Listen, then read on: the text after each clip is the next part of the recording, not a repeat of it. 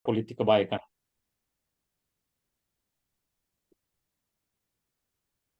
Dan juga soal kalau tidak itu tuh hanya satu filantropi saja.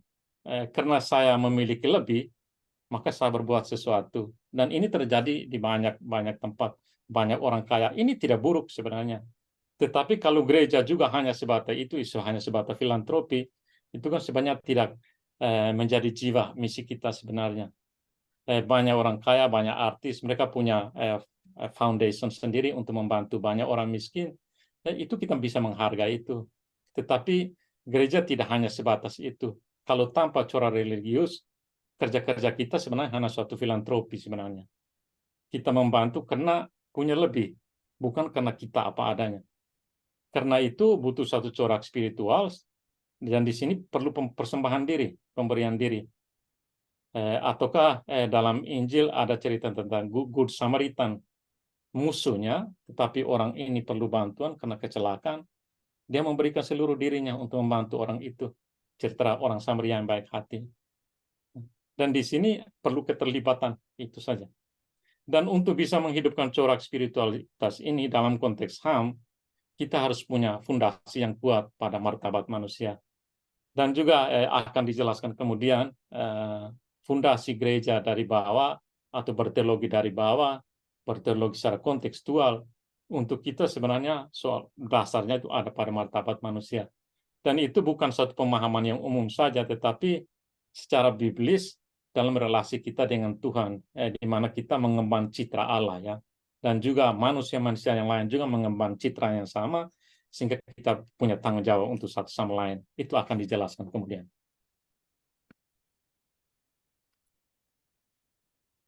Jadi yang kita butuhkan di sini sebenarnya suatu injeksi corak spiritual pada usaha perlindungan HAM sebenarnya, di tengah realitas kekerasan dan ketidakadilan dunia. Ada dua alasan mendasar untuk ini, mengapa kita perlu menginjeksi corak spiritual.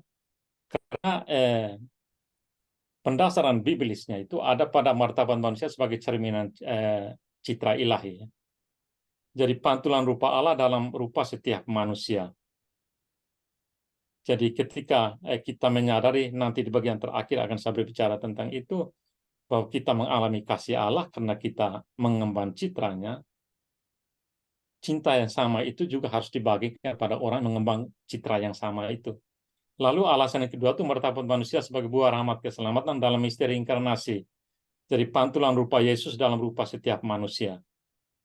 Ketika kita berbuat baik, mengekspresikan cinta yang sesungguhnya, kita berbuat untuk Yesus, berbuat untuk Allah sebenarnya. Itu harus menjadi konsep dasarnya. Karena kalau tanpa itu, perjuangan kita hanya sebatas gereja sebagai institusi dengan satu corak dunia, yang berakhir hanya dengan proyek-proyekan seperti yang dijelaskan tadi. Dan ini juga sebenarnya sudah ditulis dalam dokumen gereja ya, misalnya dalam Evangelium Vitae ya. Manusia telah diberi martabat yang luhur berdasarkan ikatan intim yang menyatukannya dengan penciptanya. Dalam diri manusia terpancar cermin Tuhan sendiri. Lalu dalam dokumen yang sama, pengorbanan Yesus di kayu salib menjadi sumber hidup baru bagi semua orang. Yesus mempunyai relasi yang unik dengan semua orang, dan hal ini memampukan kita untuk melihat rupa Yesus dalam rupa setiap manusia. Jadi kalau tanpa pemahaman dasar seperti ini, setiap kegiatan dan misi kita juga, kita berbicara tentang gereja dari bawah atau teologi kontekstual, tidak punya impak nyata pada orang-orang yang benar-benar menjadi korban HAM misalnya, atau orang-orang menjadi korban kekerasan. Dan ini sebenarnya dirangkum dengan sangat baik dalam Gaudium et Spes juga nomor 29. Semua orang mempunyai jiwa yang berbudi dan diciptakan menurut gambaran Allah, dengan demikian mempunyai kodrat serta asal mula yang sama. Mereka ditebus oleh Kristus dan mengemban panggilan serta tujuan ilahi yang sama pula. Maka harus semakin diakuilah kesamaan dasariah antara semua orang. Jadi ini semua diakui dalam dokumen gereja sebenarnya, dan ini harus menjadi fondasi tentang martabat manusia yang menuntut kita untuk menjadi, akan dijelaskan bagian akhir, agen moral untuk satu perubahan yang nyata, pembebasan yang nyata, karya keselamatan yang nyata di dunia ini. Dan juga di dalam Gaudium et Spes nomor yang sama itu, cukup panjang sebenarnya, saya tidak mengutip semuanya. Di situ juga ada pengakuan tentang bahwa kita ada perbedaan, itu hal yang biasa, itu kodrat keterberian kita, hal-hal fisik, tetapi pada dasarnya kita sama. Karena itu ada himbauan, adapun lembaga-lembaga manusia, baik swasta maupun umum, hendaknya berusaha melayani martabat serta tujuan manusia, seraya sekaligus berjuang dengan gigih melawan setiap perbudakan sosial maupun politik, serta mengabdi kepada hak-hak asasi manusia di bawah setiap pemerintahan. Bahkan lembaga-lembaga semacam itu lambat laun harus menanggapi kenyataan-kenyataan rohani yang melampaui segala-galanya, juga kalau ada kalanya diperlukan waktu cukup lama untuk mencapai tujuan yang dimaksud. Jadi di sini sebenarnya dokumen gereja juga berbicara tentang perlunya suatu kenyataan sosial ini tidak hanya menjadi kesadaran individu kita masing-masing sebagai anggota gereja, tapi harus menjadi kesadaran sosial. Karena kalau tanpa itu, ya segala usaha kita demi kebaikan hanya suatu proyek, tidak betul-betul kena pada orang yang menjadi korban. Jadi yang diperlukan di sini sebenarnya suatu disposisi keberpihakan. Ini yang kita butuhkan. Hanya ketika kita mempunyai semangat dasar itu, kita mempunyai suatu keberpihakan yang jelas. Ya. Dan keberpihakan di sini, suatu pertanyaan yang paling mendasar di sini, apa kita sebagai hakim atau sebagai sesama? Lalu memperlakukan korban itu entah sebagai objek atau sebagai subjek. Dan saya rasa untuk pembicaraan tentang ini, mungkin pemikiran dari Metz, ya, pikiran teologisnya itu, ketika dia berbicara tentang political teologi, saya rasa mungkin punya relevansinya ketika kita berbicara tentang disposisi keberpihakan kita dalam konteks masalah-masalah HAM. Jadi Metz katakan dalam bukunya dalam artikelnya Faith in History and Society, dia katakan bahwa pertanyaan tentang realitas Allah adalah pertanyaan praktis sebenarnya, bukan sesuatu yang etimologis yang bermain dengan konsep-konsep. Jadi sentral keprihatinan teologi seharusnya pada realitas manusia sebagai subjek, dia katakan. Lalu kalau itu premisnya, maka perumusan teologi praktis semacam ini meniscaya kebijaksanaan yang didapat dari praksis. Dia katakan kita harus terlibat dulu, masuk dulu dalam dunia orang-orang menjadi korban, lalu kita bisa berteologi dari situ. Karena dari situ kita bisa dapat kebijaksanaan, kira-kira apa yang sesungguhnya dibutuhkan di situ. Dan dia berbicara tentang ini, dia pakai referensi biblis, ya. Dia bilang proses keselamatan masuk dalam sejarah pada fase-fase konkret manusia. Jadi ada pembebasan Eksodus yang dari perbudakan di Mesir ke Kanaan, lalu ke manusia secara umum, ya, perbudakan dosa diselamatkan oleh Yesus Kristus, dan itu dia katakan terjadi dalam peristiwa-peristiwa konkret manusia, dan itu kita harus alami, khususnya dengan orang-orang yang menderita yang memerlukan pembebasan, dan dari situ berbagai kebijaksanaan teologis itu seharusnya dilahirkan. Dan dia mengkritik gereja Eropa, ya, khususnya Jerman ketika terjadi Holocaust. Bungkamnya sebagian besar teologi Kristen ketika menghadapi bencana Holocaust merupakan sentilan tamparan berkepanjangan terhadap teologi Kristen, dia katakan itu. Dan saya rasa ini juga benar, ya. Ketika kita omong banyak tentang misi pembebasan, gereja yang terlibat misalnya, tetapi di depan mata kita ada satu masalah yang besar dan banyak orang menjadi korban, kita menghindar, ya. Dan itu terjadi sebenarnya di gereja Jerman, ya, pada saat ada Holocaust. Dan itu Metz kritis tentang itu, dan juga pikiran teologis politiknya juga sebenarnya adalah terbelakang itu juga. Karena itu dalam satu artikel yang dalam buku yang diedit oleh Hans Kung, dia katakan teologi menuntut pengambilan sikap, ya, disposisi, paradigma shift yang akan membawa kita berhadapan langsung dengan penderita dan korban. Jadi disposisi seperti ini dia katakan sangat penting. Dan yang dikatakan oleh Metz ini sebenarnya kalau kita mau berpikir secara simpel, ya, misteri inkarnasi sebenarnya itu apa yang dikatakan oleh Metz ini benar, ya, di disposisi keberpihakan. Allah yang sudah nyaman di tempatnya, maksudnya Yesus, ya, yang sudah nyaman di surga sebenarnya harus masuk ke dunia yang ada penderitaan, dan dia sendiri juga harus menderita ya. Jadi harus ada suatu proses inkarnasi seperti ini. Karena kalau tidak, pembebasan itu tidak benar-benar terjadi. Dan karya keselamatan lewat inkarnasi itu sebenarnya terjadi dalam proses seperti itu. Keluar dari suatu kenyamanan, masuk dalam satu realitas nyata, manusia yang berdosa. Dan menjadi miskin seperti manusia, lalu menderita juga seperti manusia, baru ada pembebasan yang sesungguhnya. Tetapi karena ini inkarnasi soal masalah teologis, ini bukan bidang saya tidak bisa omong banyak tentang ini. Nanti kalau ada hal-hal yang lebih jauh tentang ini, bisa tanya ke Pak Otto ataukah dosen-dosen teologi lainnya. Hari ini saya hanya mau fokus dalam konteks HAM sebenarnya.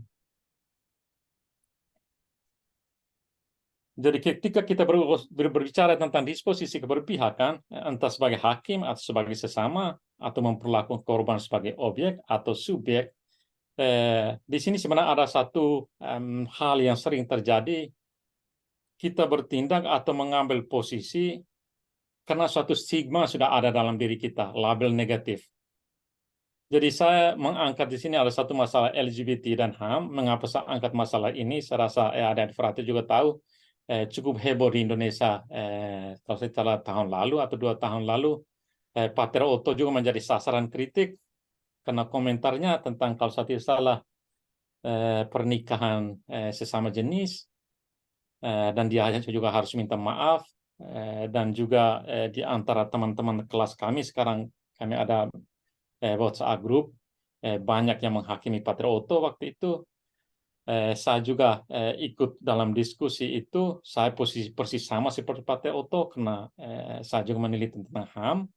Jadi misalnya tentang masalah LGBT, dalam kasus kontroversi yang kena komentar Pater Otto itu, kesan saya waktu itu semua kita berdiri sebagai hakim ya. Dan mengapa ada tendensi seperti itu?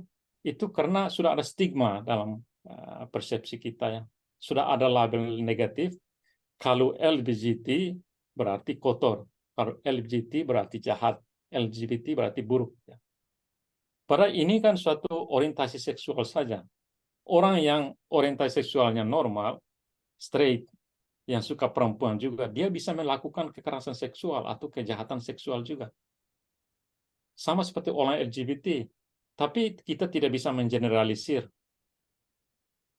bahwa mereka sebagai manusia, mereka punya martabat, mereka punya HAM.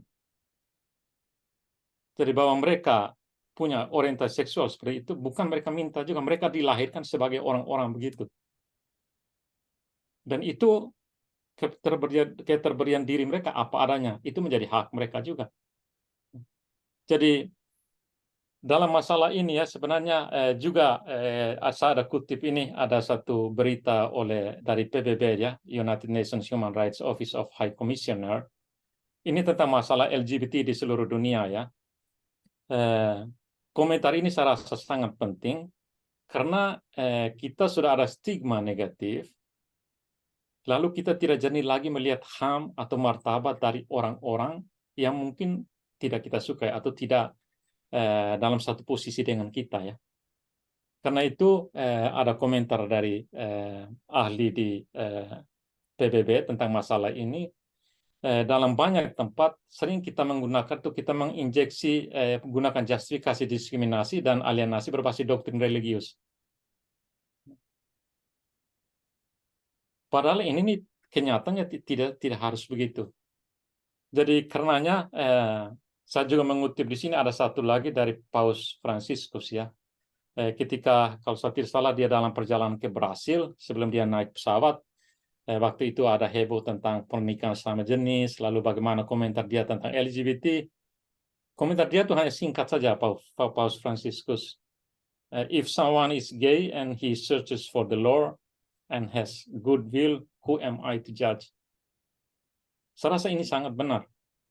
Karena banyak kali ketika kita bicara tentang masalah HAM, termasuk LGBT, atau kasus kriminalitas, pembunuhan juga misalnya, ketika ada pembunuhan di mana orang ramai-ramai, oh sebaiknya dia ini dihukum mati, dia juga harus dibunuh.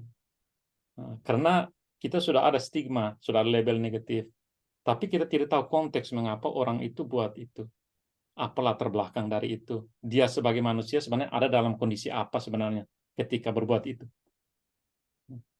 Karena itu perlu disposisi keberpihakan ini. Lalu ini sebenarnya agak bertentangan dengan apa yang dikatakan oleh Metz tadi, tampak paradigma shift dan disposisi keberpihakan seperti yang baru dijelaskan. Kita tidak berpihak pada korban, tapi justru menciptakan korban-korban baru. Lalu menambah penderitaan untuk para korban. Mereka sudah jadi korban, tapi karena stigma kita pakai justifikasi religius, ham-ham mereka tuh lebih dihancurkan lagi. Mereka menjadi lebih menderita. Karena kita tidak memperlakukan mereka betul-betul sebagai subjek, sebagai manusia. Dan ini sebenarnya saya rasa bertentangan dengan apa yang dikatakan oleh Metz tadi. Jadi karena ada stigma, kita mengambil jarak, lalu dari jauh kita membuat justifikasi, membuat suatu penghakiman. Dan ini tentang LGBT juga untuk keperluan kuliah hari ini. Kemarin saya coba cari di Kompas ya. Kira-kira bagaimana sikap pemerintah Indonesia dan bagaimana orang Indonesia berpikir tentang ini di Kompas.com online. Lalu saya dapat headlines ini secara terstruktur ya. Yang pertama, Menteri Agama imbau kelompok LGBT dirangkul dan tak dijauhi. Lalu Luhut ya ketika ditanya, dia bilang LGBT itu juga WNI, mereka punya hak dilindungi negara. Lalu pemerintah panggil United Nations Development Program untuk menjelaskan dana kampanye LGBT. Sepertinya ada kecurigaan pemerintah menerima dana itu. Lalu MUI dan Ormas Islam LGBT haram. Saya rasa ini yang paling fatal sebenarnya. Dan ini bukan hanya di antara orang Muslim, di antara orang Kristen juga, di antara kita para pastor dan frater juga. Lalu pemerintah hapus frasa yang mendiskriminasi LGBT dalam rancangan hukum kita pun pidana di Indonesia ya. Jadi kalau kita lihat sikap pemerintah sebenarnya sudah pada posisi yang benar. Mereka juga warga negara, mereka juga manusia, orientasi seksual mereka begitu, mereka punya HAM, mereka punya hak juga. Tetapi justru mewakili kelompok religius, justru melihat itu sebagai haram. Dan itu yang sangat fatal. Kalau lihat sebelah kanan, saya menganjurkan adik-adik nanti untuk akses ke Kompas.com, Virtual Interaktif Kompas. Ada satu penelitian dari Kompas. Saya kutip di tengah sini, diskriminasi, miskonsepsi, dan misinformasi tentang LGBT dalam makalah komunikasi ilmiah di Indonesia. Jadi sekarang ada banyak tulisan ilmiah di Indonesia, itu bukan berdasarkan satu kenyataan, realitas yang sesungguhnya dari kelompok LGBT, tetapi sudah ada dari penjustifikasi religius, dari akademisi, dari teolog, dari religius, politisi, pengamat. Jadi semua rame-rame jadi hakim, malah merumuskan itu dalam bentuk karya ilmiah. Dan itu sekarang sedang menjadi kritik bersifat dari dalam dan luar negeri. Dan saya rasa di sini gereja sepertinya absen ya dalam diskusi tentang ini. Jadi saya angkat ini masalah misalnya LGBT bukan karena misalnya saya mendukung mereka ataukah membiarkan misalnya hal-hal yang tidak baik dilakukan oleh sebagian LGBT, tetapi kita melihat jernih masalah ini sebagai masalah HAM, maksud saya. Nanti kita diskusi kemudian tentang martabat, tentang manusia, dan juga HAM yang didasarkan ada atas martabat itu. Jadi seringkali kita berkutat pada level konsepsi berbasis stigma, bukan praksis, bukan hidup nyata kaum LGBT. Kita tidak pernah terlibat dalam hidup mereka, kita dari jauh semua jadi pengamat. Sementara mereka sebagai manusia punya kehidupannya, apa sebenarnya yang terjadi dalam lingkup kehidupan kita tidak selesai, tapi berdasarkan berita-berita, isu-isu, lalu kita rame-rame menjadi hakim dan buat justifikasi, dan di sini mengaburkan disposisi keberpihakan kita, karena kita tidak mempunyai satu konsep yang jelas tentang realitas mereka dan juga apa yang harus kita buat dalam konteks tuntutan moral kita sebagai makhluk yang bermartabat. Jadi kita akan lihat selanjutnya juga akan diskusi tentang dokumen-dokumen gereja juga. Jadi ini hanya salah satu contoh. Juga bisa kita omongkan juga tentang masalah kemiskinan nanti sesi kedua ya. Dan juga berbagai masalah sosial lainnya. LGBT itu hanya satu saja. Jadi ini tantangan terbesar untuk kita ketika kita beromong tentang gereja dari bawah, disposisi gereja, teologi kontekstual, teologi terlibat, itu stigma dan generalisasi persepsi atau penghakiman dari jauh ya. Dan ini tantangan terbesar untuk berteologi atau gereja dari bawah. Jadi hanya sebagai suatu referensi, dan juga saya bukan ahli kitab suci ya, tetapi ketika berpikir tentang ini, saya pikir bagus juga kalau buat referensi tentang cerita kitab suci ya. Misalnya tentang Yesus diurapi oleh perempuan berdosa. Serasa adik-adik mereka juga semua sudah tahu tentang cerita Injil ini. Jadi ketika orang Farisi yang mengundang Yesus melihat hal itu, ia berkata dalam hatinya, jika ia ini nabi, tentu ia tahu siapa dan orang apakah perempuan yang menjamahnya ini. Tentu ia tahu bahwa perempuan itu adalah seorang berdosa. Tetapi jawab Yesus ya, sebab itu aku berkata kepadamu, dosanya yang banyak itu telah diampuni, sebab ia telah banyak berbuat kasih. Tetapi orang yang sedikit diampuni, sedikit juga ia berbuat kasih. Jadi kalau kita lihat cara Yesus bermisi juga, ketika kita omong tentang gereja kontekstual atau berteologi dari bawah, Yesus terlibat ya dengan orang-orang yang sebenarnya harus dijauhi oleh orang-orang pada masanya. Jadi semua melihat wanita yang mendekati Yesus itu sebagai orang berdosa, ini prostitusi, kita tidak boleh dekat, kita tidak boleh terlibat. Tetapi Yesus justru terlibat ya, langsung berjumpa dengan orang itu dan mengetahui sebenarnya apa pergulatan orang itu. Tetapi orang-orang yang menggunakan justifikasi religius karena statusnya dan dengan posisi religiusnya, mereka dari jauh saja ya, tidak pernah terlibat, lalu membuat satu penghakiman, justifikasi. Jadi relasi berbasis stigma ya, label penghakiman secara elitis dari atas. Padahal sikap seperti itu sebenarnya menegasi martabat dan nilai kemanusiaan dari orang itu ya, dari para korban, orang yang sebenarnya harus mereka membutuhkan bantuan. Jadi relasi yang harus dibangun di sini itu jawaban Yesus ya di Lukas 7:47 ya. Ini relasi berbasis keterlibatan dan hukum kasih ya. Ini bagian terakhir sebentar akan kita diskusikan tentang kemanusiaan universal, pengemban citra ilahi. Dan ini kembali lagi ke konsep martabat manusia tadi. Kalau kita mengakui kita sebagai citra Allah, orang lain juga sebagai citra Allah, relasinya juga harus kasih. Dan ini harus menjadi basis perjuangan kita untuk berbagai masalah HAM. Ini juga sama tentang masalah LGBT yang baru kita diskusikan tadi.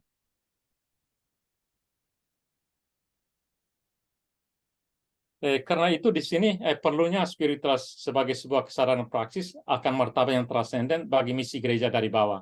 Dan ini juga sebenarnya sudah ditulis dalam kompendium ajaran sosial gereja ya. Jadi saya kutip sini agak panjang, saya baca saja.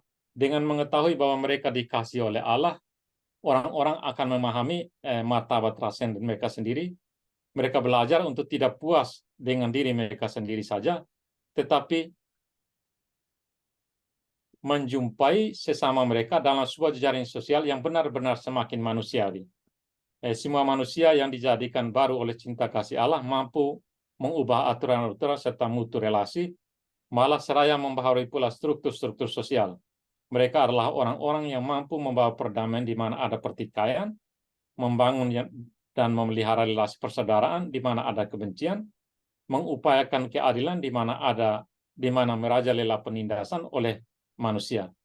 Hanya cinta kasih yang mampu membaharui secara radikal relasi yang dipelihara orang-orang di antara mereka sendiri. Inilah perspektif yang membolehkan setiap orang yang berkehendak baik untuk menjambut horizon luas keadilan serta perkembangan manusiawi dalam kebenaran dan kebaikan. Saya rasa ini kompendium ajaran sosial gereja merangkum ini yang sangat baik. Jadi di bagian bawah saya hanya berkomentar, tanpa kesadaran seperti ini, apa yang disebut sebagai perbuatan baik itu hanya akan menjadi proyek kebaikan saja. Lalu kasih yang diterima sebagai seorang pengemban citra ilahi tak bisa dibagi secara utuh kepada sesama pengemban citra ilahi lainnya. Karena kita sudah berdiri sebagai hakim.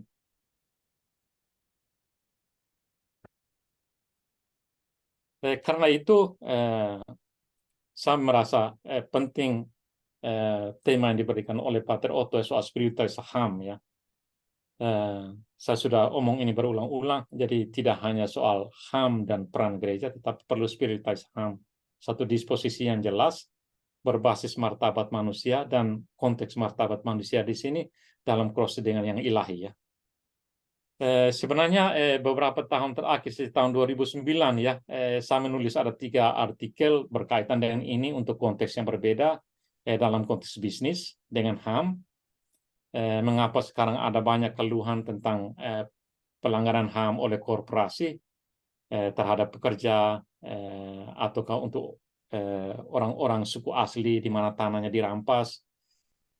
Itu sebenarnya terjadi karena tidak diinjeksi spiritualitas dalam berbagai perjuangan HAM sebenarnya atau dalam aktivitas bisnis. Dan juga ada satu artikel mungkin di Lelero tidak lama akan dapat dari Verbum SVD tentang preferential option for the poor. Mengapa perjuangan kita demi orang miskin itu sudah bertahun-tahun, negara-negara sudah semakin baju, uang sudah makin banyak, pendidikan semakin baik, tetapi mengapa masih banyak orang miskin di dunia ini? Lalu di gereja Katolik, kita sebagai orang SVD, orang biara juga, kita ada hidup miskin, kaul kemiskinan. Lalu di gereja juga ada option for the poor. Lalu sejak tahun 2015, PBB juga lewat ini Sustainable Development Goals, SDGs, itu juga omong tentang leave no one behind. Tidak ada orang yang harus dibiarkan tertinggal. Dengan begitu banyak slogan, dengan begitu banyak kemajuan yang ada, teknologi, tapi tetap orang miskin tetap banyak, malah tidak berkurang di dunia ini. Ini sebenarnya juga karena lemahnya aspek spiritualnya sebenarnya. Makanya, dan gereja juga sebenarnya walaupun berbicara terus-menerus tentang kemiskinan, tentang HAM, tapi sebenarnya konteks spiritualitasnya sebenarnya dalam banyak kesempatan itu terabaikan sebenarnya. Maka saya pikir penting juga ada tema kuliah seperti ini.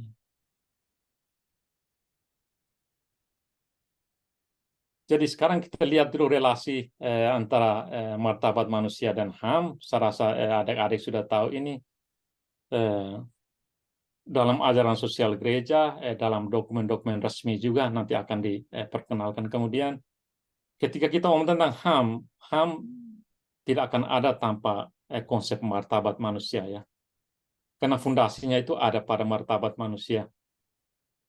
Saya hanya buat satu ringkasan kecil sini dalam bentuk bagan. Jadi dasarnya itu ada martabat manusia, lalu di atasnya itu lahir HAM sebenarnya. Ada nilai di setiap manusia, makanya setiap manusia itu punya hak-hak yang harus dilindungi, tidak boleh dihancurkan.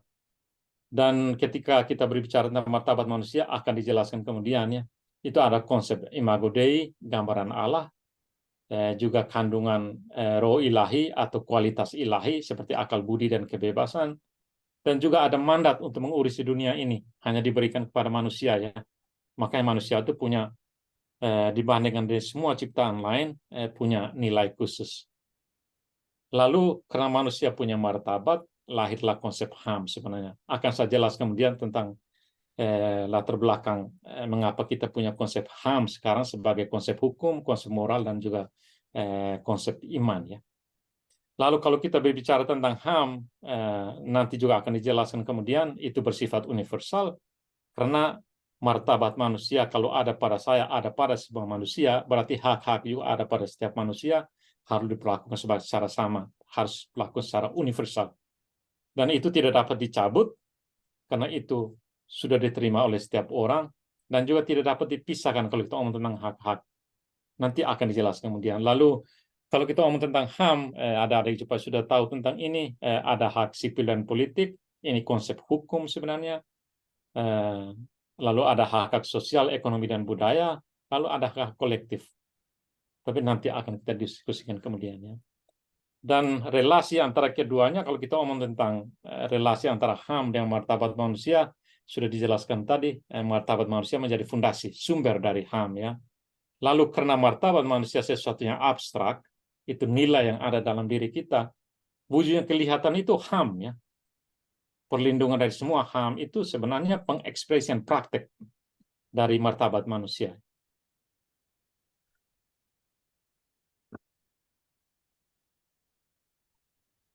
Jadi sekarang kita lanjut tentang pengakuan martabat manusia sebagai fondasi HAM. Jadi kalau kita lihat relasi antara HAM dengan martabat manusia, itu sebenarnya diakui dalam dokumen-dokumen resmi secara internasional, nasional, dan juga dalam gereja juga ya. Misalnya yang terbaru ya, Vienna Declaration of the World Human Rights Conference, all human rights derive from the dignity and worth inherent in human person. Jadi sangat jelas di sini pengakuan bahwa dasar dari HAM itu adalah martabat manusia. Dan juga dalam Deklarasi Universal HAM ya, recognition of the inherent dignity and of equal and inalienable rights of all members of the human family is the foundation of freedom, justice, and peace in this world. Juga sangat jelas di sini bahwa kita punya HAM, fondasinya ada pada martabat manusia. Lalu juga dalam hukum HAM internasional sekarang kita punya International Covenant on Civil and Political Rights dan juga International Covenant on Economic and Social Cultural Rights. Di mukadimahnya paragraf 2-nya itu kedua dokumen ini juga mengakui ini. These rights derive from the inherent dignity of the human person. Juga sama, diakui. Lalu kompendium ajaran sosial gereja juga sama, yang mengaku hal yang sama. Saya kutip yang dalam bahasa Inggris, karena saya lihat dalam bahasa Indonesia artinya agak sedikit lain. The roots of human rights are to be found in the dignity that belongs to each human being. So, sangat jelas ya. Makanya ada ahli seperti Hasan, dia katakan martabat manusia sebagai ultimate value ya. Itu value yang hakiki ada dalam diri setiap manusia. Dan itu dia memberi pemahaman yang koherens tentang pemahaman kita tentang HAM ya. Tanpa itu kita tidak punya pemahaman yang betul-betul komprehensif tentang HAM. Lalu sudah dijelaskan lagi ada 3 kategori HAM. Sebagai konsep politik, sebagai konsep hukum, ada hak sipil politik, lalu ada hak sosial, ekonomi, dan budaya, ada hak kolektif atau kelompok. Tetapi dalam konteks pembahasan kita tentang teologi kontekstual, keterlibatan gereja dari bawah, saya coba melink ini dengan sebenarnya revolusi Prancis ya, tetapi ini juga masuk dalam konteks pembicaraan kita tentang keselamatan atau pembebasan dalam teologi Kristen ya. Jadi kalau kita berbicara tentang hak sipil atau hak politik, itu hak-hak negatif ya. Maksudnya keterbelahan kondisi keberadaan dan partisipasi masyarakat dalam satu komunitas atau dalam negara ya. Itu menyangkut hidup atau keamanan atau pilihan atau hak milik, hak berpendapat, hak beragama. Dan karena ini suatu yang berurusan dengan kebebasan, pemerintah tidak boleh intervensi. Tidak boleh merusakkan itu, makanya ada perlawanan terhadap pemerintah otoriter ya, yang mengekang kebebasan. Karena ini hak-hak negatif, pemerintah tidak boleh intervensi. Jadi dia batasi kuasa dan intervensi pemerintah, supaya publik punya kebebasan dalam bertindak atau dalam berpikir. Lalu hak-hak yang kedua, kategori kedua, hak sosial, ekonomi, dan budaya. Ini kondisi dasar sosial, ekonomi, dan budaya sebagai perwujudan kehidupan yang bermartabat ya. Dan ini butuh intervensi pemerintah ya, makanya disebut hak positif. Jadi misalnya kita ngomong tentang kemiskinan, orang harus makan, menyediakan makanan dalam negara itu harus menjadi tanggung jawab pemerintah. Pemerintah harus intervensi. Atau tentang pendidikan, pemerintah harus buat suatu kebijakan. Atau tentang kesehatan, atau tentang pekerjaan, semua itu pemerintah harus intervensi. Makanya disebut hak positif ya. Lalu hak kolektif, ini lebih berbasis solidaritas ya. Itu hak-hak yang dimiliki sebagai kelompok. Jadi karena hak sipil dan hak sosial ekonomi lebih fokus pada hal-hal yang individual, perorangan, sementara itu kita misalnya punya hak terhadap wanita ya sebagai kelompok. Atau kita baru diskusi tentang LGBT, atau tentang kelompok minoritas lainnya, kelompok beragama, atau suku asli, atau kalau kita berbicara tentang masalah lingkungan atau masalah pembangunan, itu menyangkut sekelompok orang ya, kolektif.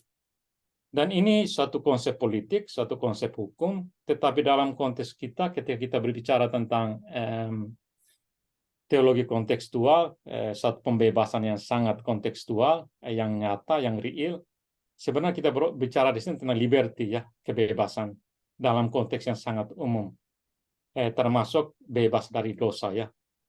Lalu kita berbicara tentang equality sebenarnya, soal konsep keadilan sebenarnya. Karena saya baru jelaskan tentang martabat manusia, karena kita punya martabat yang sama, mengemban citra Allah yang sama, berarti harus diperlakukan sama, ya, adil. Lalu kalau kita berbicara tentang hak-hak kolektif atau kelompok, kita berbicara tentang solidaritas. Dan konsep martabat manusia itu sebenarnya satu tuntut yang paling mendasar itu atau satu solidaritas sebenarnya. Karena saya punya martabat seperti yang Anda punya, karena citra Allah yang sama dalam diri kita, jadi harus ada satu relasi berbasis solidaritas sebenarnya. Dan ini juga termasuk relasi kita dengan para korban HAM, ya. Ini akan dijelaskan kemudian. Karena itu, ketika kita bicara tentang konsep HAM, itu sebenarnya satu konsep kebebasan sebenarnya. Konsep kebebasan yang dimaksud di sini adalah martabat yang tak terbelenggu, martabat yang tak tersakiti, martabat yang tak diremehkan, atau martabat yang tak terinjak sebenarnya. Juga kalau kita bicara tentang konsep HAM, kita bicara tentang konsep keadilan. Martabat yang dilakukan secara sama, terhormat, tidak diskriminatif. Lalu kalau kita berbicara tentang HAM, ini sebenarnya satu konsep solidaritas sebenarnya. Martabat yang tak teralienasi atau tak termarginalisasi, ya. Tidak eksklusif tapi harus inklusif, membuat semua orang menjadi bagian dari suatu perjuangan kita, bagian dari suatu pembebasan. Karena itu kalau kita berbicara tentang HAM sebagai satu konsep kebebasan, ini sebenarnya secara teologis tentang konsep keselamatan sebenarnya yang sangat nyata. Konsep pembebasan lewat satu liberasi, lalu ada kebebasan yang sesungguhnya. Orang-orang yang martabatnya terbelenggu, tersakiti, diremehkan, terinjak, lewat proses ini mempunyai satu kebebasan yang sesungguhnya. Dan ini sebenarnya satu konsep keselamatan yang sangat nyata.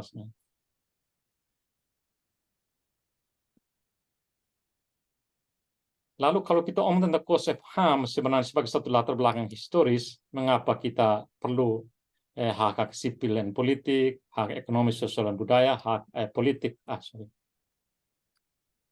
Ini sebenarnya karena latar belakang historis juga, ya. Nanti akan saya jelaskan juga nanti mengapa kita punya konsep HAM sekarang sebagai satu konsep hukum, konsep politik.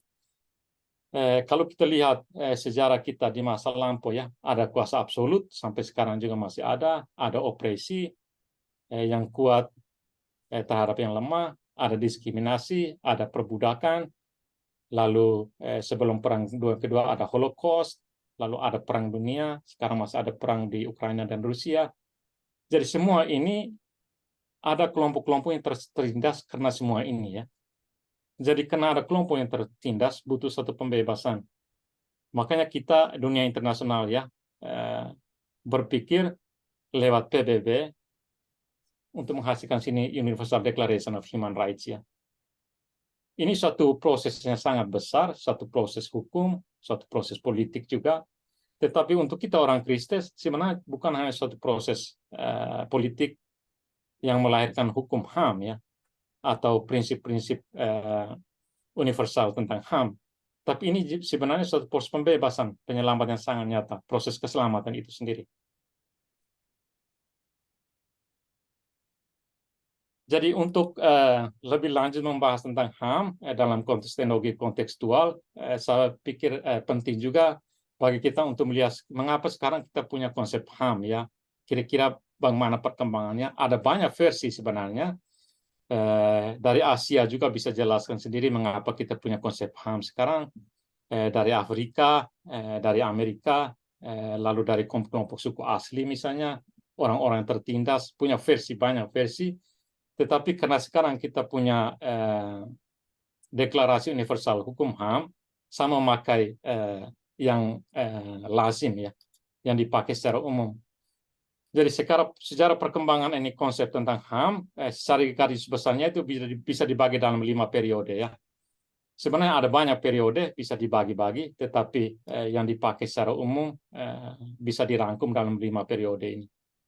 Masa sebelum hukum kodrat, lalu kebebasan lewat status, lalu pemisahan kebebasan dari status, lalu hak dan kebebasan individu, lalu zaman modern sekarang ya. Jadi saya mulai satu-satu, masa sebelum hukum kodrat. Ini juga masih bisa diperdebatkan. Ada banyak orang, ada banyak teori, banyak ahli yang katakan bahwa konsep paham yang kita miliki sekarang itu sebenarnya sudah dimulai sejak masa penaklukan Babylon oleh Raja Persia ya, Cyrus Agung. Jadi ketika dia menduduki Babylon, pada waktu itu ada begitu banyak orang yang dipenjara, orang-orang yang diperkosa ham-hamnya, dirusak ham-hamnya, lalu mereka tidak diizinkan untuk melakukan kegiatan keagamaan mereka, lalu mereka mendapat diskriminasi. Lalu ketika Cyrus Agung dia menjajah Babylon, yang pertama dia buat itu dia membebaskan orang-orang yang di penjara itu. Lalu dia membiarkan mereka untuk memeluk agamanya sendiri. Lalu dia katakan walaupun ada rasiat etnik berbeda, kita sebenarnya sama saja ya. Dan itu ditulis dalam apa yang disebut dengan Silidus Selender ya. Sorry. Ini tidak ada di sini. Jadi waktu itu sebenarnya sudah ada niat baik dari seorang pemimpin untuk membebaskan orang-orang yang tertindas ya. Tetapi belum ada satu konsep HAM. Dia sudah ada ide tentang membebaskan orang, tentang kebebasan, tetapi belum ada konsep, orang belum berbicara tentang HAM atau hak-hak ya. Yang ada waktu itu yang kuat versus yang lemah ya. Dan ini sebenarnya dalam konteks intelektual ya, diskusi tentang HAM, orang berbicara dari Cyrus Agung. Tetapi kalau kita sebagai orang Kristen, kalau kita baca kitab suci Perjanjian Lama, sebenarnya sudah lama ya. Pembebasan dari Mesir bisa jadi cerita biblis yang menjadi latar belakang sejarah untuk konsep HAM yang kita punya sekarang sebenarnya ya. Tetapi secara intelektual lebih banyak dipakai peristiwa yang dibuat oleh Cyrus Agung ya ketika menduduki Babilonia. Jadi apa yang dibuat oleh Cyrus Agung ini sebenarnya satu praktek tentang pembebasan HAM itu sendiri, tetapi belum ada konsepnya. Tunggu lebih dari 1000 tahun kemudian di Inggris baru ada yang namanya Magna Carta ya. Jadi yang pertama tadi sudah ada pembebasan orang, tapi belum ada konsep. Lalu muncul konsep tentang kebebasan lewat status ya. Artinya kalau Anda mempunyai status tertentu dalam masyarakat, Anda punya kebebasan karena Anda punya kuasa. Jadi dalam konteks Inggris waktu itu, misalnya keturunan kerajaan ya, orang-orang kerajaan karena status mereka punya kebebasan. Atau ke gereja ya waktu itu, gereja Katolik juga sangat berkuasa. Pemimpin-pemimpin gereja mereka karena status mereka sebagai pemimpin religius, mereka punya kebebasan. Tetapi tidak ada kebebasan untuk masyarakat umum. Makanya waktu itu ketika Raja Inggris ya, King John, Raja John, dia menggunakan kebebasan absolutnya, menggunakan taks secara bebas, lalu berperang dengan negara-negara tetangga, lalu mulai muncul pemimpin gereja ataukah di Inggris namanya baron ya, pemimpin-pemimpin distrik begitu. Mereka mengatakan kalau kita mempunyai pemimpin begini akan sangat berbahaya untuk negara, kita harus memaksa dia untuk membuat satu perjanjian ya, bahwa dia tidak boleh menggunakan kuasa seenaknya. Akhirnya ada Magna Carta ya. Tetapi walaupun ada Magna Carta, walaupun ini dikatakan sebagai tapak awal konsep norma HAM, tetapi ini soal hak-hak orang-orang yang punya posisi tertentu dalam masyarakat ya, yang punya status sosial. Jadi tidak berlaku untuk masyarakat secara umum. Jadi Magna Carta itu sebenarnya lebih sebagai hak-hak, perlindungan hak-hak dan kebebasan untuk orang-orang yang masih punya status sosial, bukan untuk masyarakat umum. Walaupun untuk pertama kali dalam sejarah ya, ini dokumen pertama yang mulai dalam arti hukum ya, sudah mulai tulis tentang sebaiknya kita ada hukum yang membatasi otoritas seseorang, kekuasaan seseorang, supaya dia tidak sewenang-wenang mengeksploitasi orang lain ataukah merusak kebebasan orang lain. Jadi isi utamanya sebenarnya tentang hak gereja untuk bebas dari intervensi raja, lalu hak rakyat untuk memiliki dan mewarisi harta kekayaan, lalu hak diperlakukan sama di depan hukum dan proses peradilan ya. Jadi walaupun sudah ada keputusan begini, tapi yang berlaku waktu itu hanya untuk segelintir orang, untuk keluarga kerajaan, tuan tanah, atau pemimpin gereja saja. Jadi belum berlaku secara sangat umum untuk masyarakat seluruhnya. Lalu pada masa bersamaan mulai muncul ada diskusi sebenarnya tentang natural law ini sudah lama sekali tentang hukum kodrat ya. Tetapi diskusi-diskusi itu menjadi hangat lagi setelah ada Magna Carta ya. Saya rasa teman-teman adik-adik di Little Rose sudah belajar banyak tentang hukum kodrat. Saya tidak menjelaskan banyak nanti tentang ini. Ini sesuatu yang saya langsung ke yang berikutnya. Konsep awalnya sebenarnya sudah konsep yang sangat tua ya dari Yunani dan juga Romawi kuno. Sebenarnya secara filsafat ya Plato sudah berbicara tentang standar universal perilaku moral ya. Sebagai manusia kita punya daya rasionalitas, sebagainya bagaimana kita harus bertindak. Lalu muridnya Aristoteles berbicara tentang keadilan, kebajikan, hak universal, basis untuk masyarakat dan dunia yang adil. Lalu Cicero juga berbicara tentang hukum universal tentang hak melampaui hak hukum positif. Jadi walaupun kita ada hukum positif, sebenarnya menurut dia ada satu hukum yang berlaku sebenarnya di mana saja sebagai manusia ya, sebagai satu komunitas manusia orang berlaku berdasarkan kodratnya, berdasarkan daya rasionalitasnya. Lalu yang sangat berpengaruh sebenarnya dari Thomas Aquinas ya, dan hukum kodrat Thomas Aquinas juga ini juga akan mempengaruhi pikiran juga tentang martabat manusia nanti dijelaskan kemudian. Jadi Thomas Aquinas menjadi filsuf dan teolog yang sangat berpengaruh dalam diskusi tentang hukum kodrat karena dia mengaitkan hukum kodrat dengan hukum ilahi ya. Jadi walaupun kita manusia punya daya rasionalitas, tapi dia katakan ini sebenarnya berkaitan dengan kualitas Allah sendiri ya. Sifat-sifat Allah yang ada dalam diri manusia. Jadi akar rasionalitas sebagai hadiah dari Allah ya.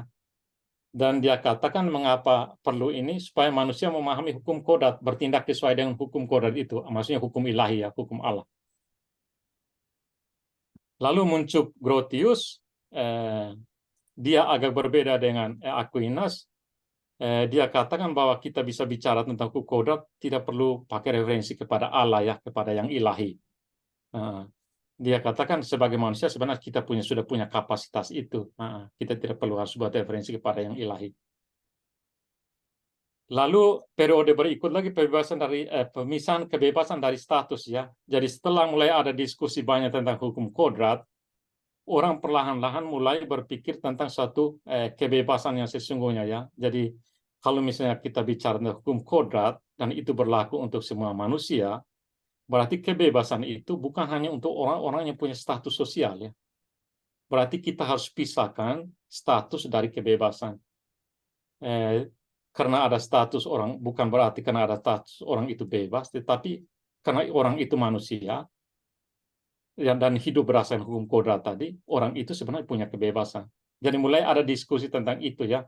Jadi memiliki status dalam masyarakat tidak berarti memiliki semua kebebasan dan hak-hak ya. Lalu mulai ada pengakuan kebebasan yang bersifat umum ya. Jadi walaupun mulai ada pengakuan itu, tetapi masih ada sistem feodalisme, masih ada orang yang sangat kuat sampai zaman sekarang juga ya. Lalu masih ada sistem perbudakan. Lalu muncullah Hugo Grotius, dia berbicara tentang hukum kodrat tadi, dia bertentangan dengan Thomas Aquinas. Dia bilang kita tidak perlu bawa-bawa Allah ke situ. Lalu saya kutip dari tulisan dia di De Satisfactione. Dia katakan dalam hal-hal moral ya, secara natural, sebenarnya kita manusia itu sebenarnya sudah terikat oleh itu secara kodrat.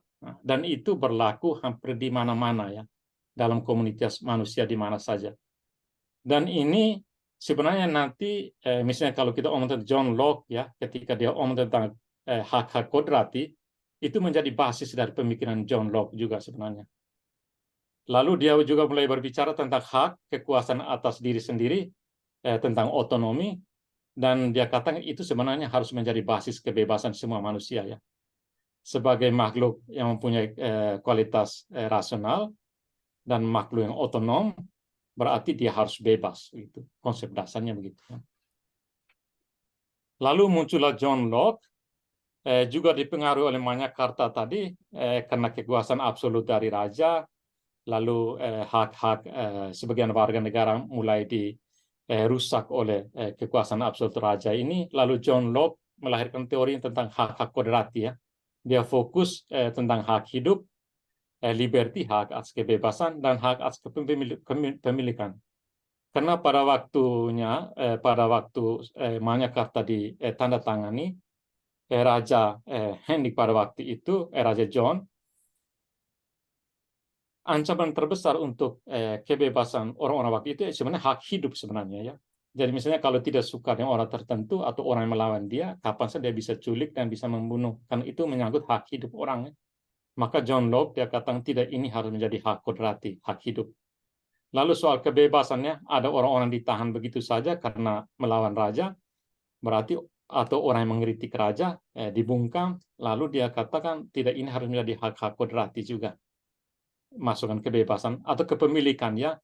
Jadi karena raja membutuhkan ini atau itu yang seharusnya menjadi milik publik, kapan saja dia bisa ambil.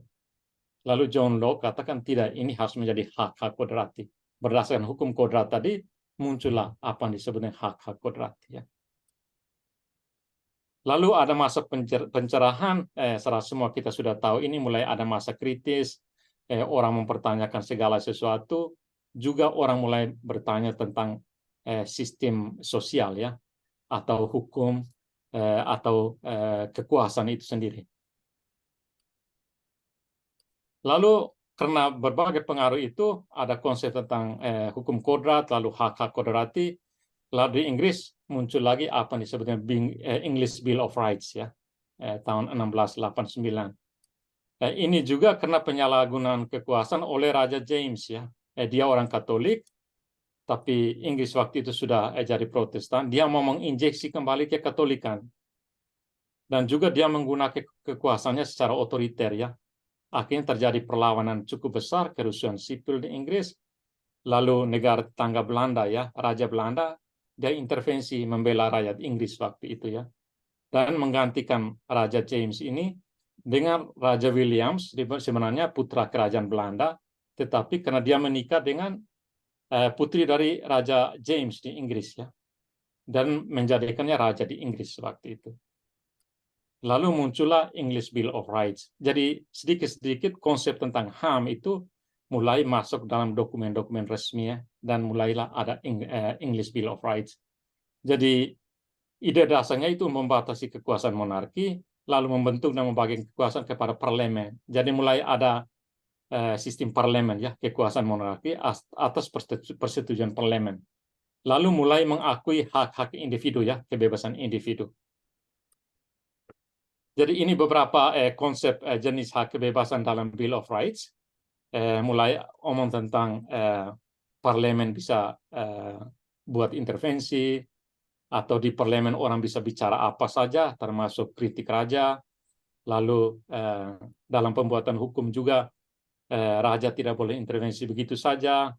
Lalu kalau masyarakat tidak setuju dengan apa yang dibuat oleh raja, masyarakat bisa buat petisi, atau bisa membela diri dengan mempunyai senjata sendiri, ya, untuk membela diri.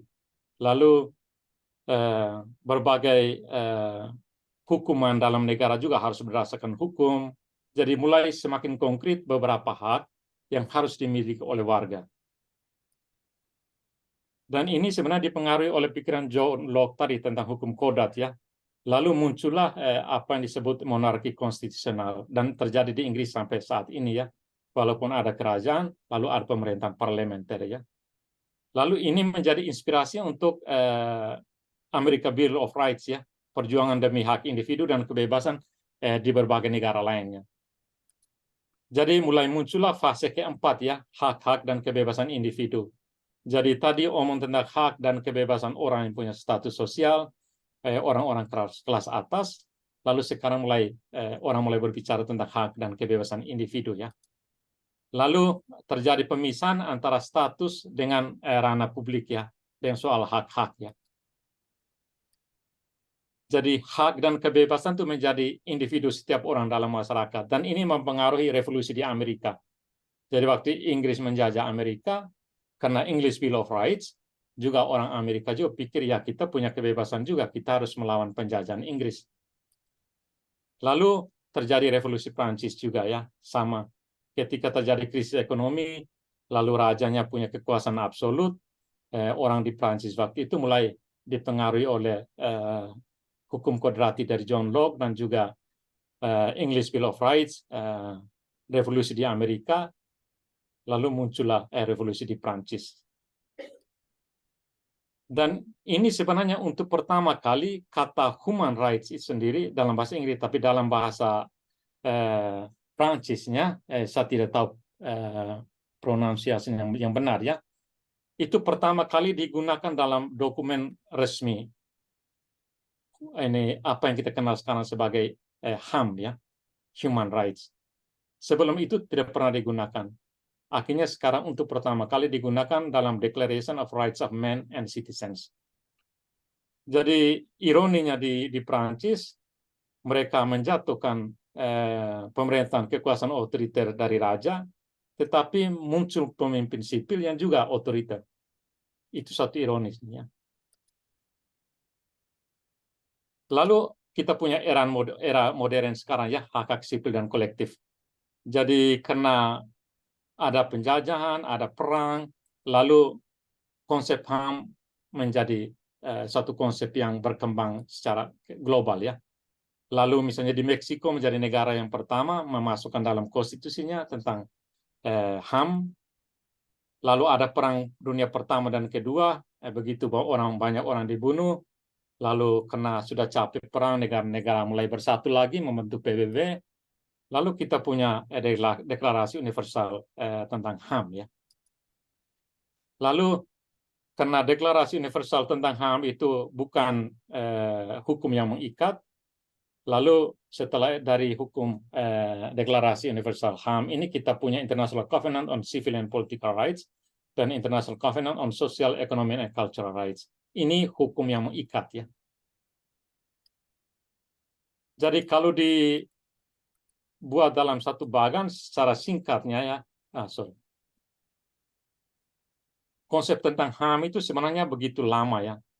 Mengapa kita punya konsep yang disebut HAM sekarang? Dalam satu perjalanan sangat lama dengan berbagai fase ya. Dan sejarah yang lama ini sebenarnya satu sejarah penderitaan sebenarnya.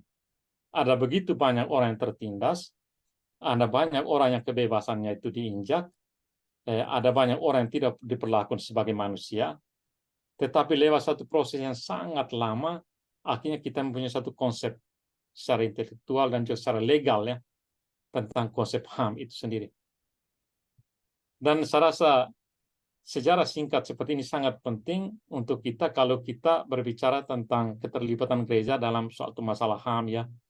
Karena ini semua seperti dikatakan oleh Metz tadi terjadi dalam satu fase sejarah ya semuanya. Dan ini terjadi begitu panjang, tidak terjadi dalam 1-2 hari. Satu proses pembebasan yang sangat lama, akhirnya kita mempunyai konsep HAM sekarang ya. Tetapi seperti yang saya katakan di awal tadi, orang berbicara tentang HAM sekarang itu semua orang berbicara ya.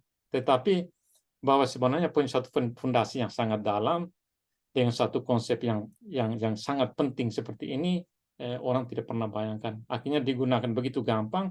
Akhirnya ketika ada masalah HAM, kita juga tidak tahu menyelesaikannya secara baik ya. Dan juga ini termasuk soal keterlibatan gereja ya. Kita bicara tentang teologi kontekstual juga sama, gereja dari bawah.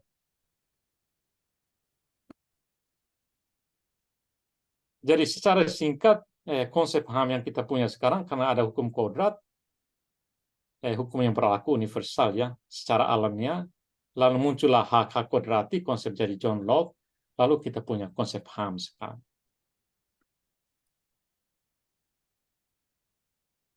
Lalu sekarang kita punya banyak konvensi internasional tentang HAM yang mengikat. Kita punya basicnya, fondasinya ada di Deklarasi Universal Hukum HAM. Lalu setelah itu kita ada begitu banyak menyangkut perempuan, atau menyangkut diskriminasi, menyangkut anak-anak, atau menyangkut genosida, orang minoritas, lalu akhir-akhir ini ada tentang lingkungan. Jadi sudah ada banyak hukum HAM sekarang.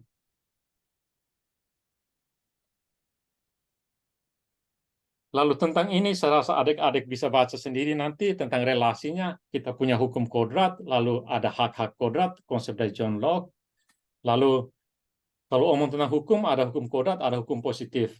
Hukum yang dibuat oleh manusia ya, sebagai satu kontrak sosial. Dan itu menghasilkan hak-hak legal ya. Tetapi dalam masyarakat kita juga ada apa yang disebut moralitas ya. Dalam konteks HAM, ketika kita bisa tentang prinsip moral, itu kita omong tentang Deklarasi Universal HAM ya. Karena di situ omong tentang prinsip-prinsip moral, bagaimana kita harus melindungi hak-hak orang. Jadi saya tidak akan menjelaskan terlalu lama tentang ini.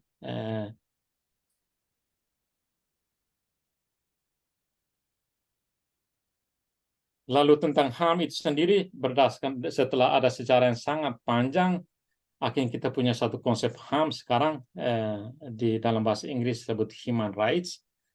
Lalu secara umum didefinisikan seperti yang tertulis di screen sekarang ini, inalienable fundamental rights to which a person is inherently entitled simply for being human. Jadi setiap kata sebenarnya punya arti yang sangat mendalam. Inalienable, hak yang tak bisa diambil atau dihapus dari seseorang. Ini karena konsepnya nanti kita dijelaskan kemudian, itu soal martabat, karena melekat ya. Lalu fundamental, hak-hak dasar yang menjadi fondasi dan pilar berbagai aspek kehidupan dan peradaban. Kita ngomong tentang hak-hak itu jadi fondasi. Lalu inherently sangat penting sebagai bagian alami dari manusia.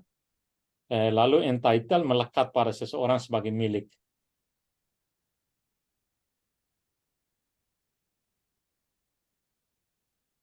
Jadi kita baru saja melihat tentang kilas balik sejarah HAM, mengapa kita punya konsep HAM sekarang sebagai konsep hukum, konsep politik, dan juga konsep intelektual. Sebenarnya perjalanan yang sangat panjang ini, mengapa ada fase di mana kebebasan itu tidak diakui, atau mengapa hanya orang-orang yang punya status, mengapa hanya untuk sebagian orang, tidak untuk seluruh masyarakat.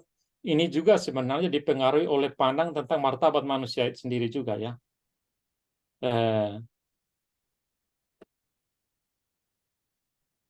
Kalau kita kembali lihat ke konsep HAM tadi, hak dan kebebasan pada awalnya itu bukan sesuatu yang universal ya. Hanya sebagian orang yang punya status, mereka punya hak-hak, punya HAM, punya kebebasan. Jadi tidak universal. Lalu secara umum ya, pada masa pra-Alkitab sebenarnya ada anggapan hanya raja-raja dan kelompok berstatus sosial tinggi diciptakan sesuai dengan citra Allah ya. Kalau kita pakai konsep martabat manusia berdasarkan konsep citra Allah dalam diri manusia, masa pra-Alkitab sebenarnya ada konsep juga bahwa Allah itu diciptakan, citra Allah itu tidak dalam diri semua manusia ya, hanya pada orang-orang tertentu, kelompok tertentu dalam masyarakat. Misalnya raja-raja, orang yang punya status sosial tinggi dalam masyarakat. Jadi bukan untuk semua orang. Dan ini juga sebenarnya mempengaruhi pikiran tentang HAM tadi juga, kebebasan hanya pada untuk raja atau orang-orang punya status sosial. Jadi hanya kelompok kelas atas yang mempunyai martabat. Jadi akibatnya ada praktek dan tradisi perbudakan. Jadi hanya kelompok atas yang punya martabat, rakyat biasa tidak punya martabat, bisa diperlakukan seperti binatang. Ya. Lalu dalam konteks Romawi kuno ya, Cicero dia sangat berpengaruh dalam konteks pemberian makna terhadap konsep martabat juga. Kelompok termuka ketika omong tentang martabat itu soal jabatan atau status sosial juga, pencapaian seseorang dalam masyarakat atau kualitas seseorang karena kebajikannya atau karismanya atau karena harta miliknya, kekayaannya. Jadi dia omong tentang martabat dalam konteks otoritas berbudi luhur atau keunggulan yang membuat seseorang layak untuk dihormati dalam masyarakat. Jadi dalam konteks Cicero juga, pada masa itu martabat bukanlah karakteristik dan kualitas yang melekat pada manusia sebagai manusia ya, tapi hanya sebuah status yang dicapai segelintir orang atau yang dilekatkan oleh orang-orang sekitar, oleh masyarakat pada seseorang. Dan ini juga kembali ke konsep HAM tadi sama. Jadi karena ada pikiran seperti ini, oke, hanya orang-orang tertentu, orang-orang yang punya status sosial, ada kualitas tertentu, orang-orang itu punya kebebasan, punya hak-hak. Lalu Aquinas ya, saya rasa Thomas Aquinas konsep dia ini juga mempengaruhi konsep martabat manusia, akan dijelaskan kemudian, dan juga saya rasa cukup lama konsep martabat manusia dalam gereja juga dipengaruhi oleh Thomas Aquinas ya, selain Kant ya. Jadi Thomas Aquinas berbicara tentang ada tatanan hierarki alamiah dan gradasi martabat di antara manusia berdasarkan kapasitas rasionalnya. Jadi dia tidak omong martabat itu sebagai sesuatu yang universal yang sama saja di antara manusia. Dia omong tentang ada hierarki ya. Lalu dia katakan martabat tergantung pada posisi seorang dalam tatanan sosial dan tatanan penciptaan. Jadi dia sudah omong tentang keadilan distributif waktu itu. Sekarang kita punya John Rawls, Pater Otto pasti lebih tahu tentang ini. Tapi ketika Thomas Aquinas omong tentang keadilan distributif, sebenarnya dia omong tentang memberi kepada setiap orang apa yang menjadi haknya sesuai dengan statusnya tadi. Hanya orang-orang yang punya status. Jadi bukan untuk masyarakat pada umumnya. Lalu dia omong juga tentang keberagaman dan gradasi martabat. Ini tuh sebenarnya mencerminkan keindahan ciptaan Tuhan, bahwa dia katakan bahwa ada perbedaan soal martabat, ada gradasi, ada tingkat-tingkat, itu sebagai satu keindahan dan ciptaan Tuhan. Karena itu menurut dia seseorang dapat kehilangan martabatnya karena tindakannya. Jadi tindakan seseorang, kapasitas orang untuk berpikir rasional itu juga menjadi satu standar, tetapi ketika dia salah menggunakan itu, dan itu mempengaruhi tindakannya, itu mempengaruhi martabatnya juga, dia katakan itu. Jadi ketika seorang berbuat dosa atau kejahatan, orang itu tersebut menyimpang dari nalar rasionalnya dan menjauh dari martabat kemanusiaannya.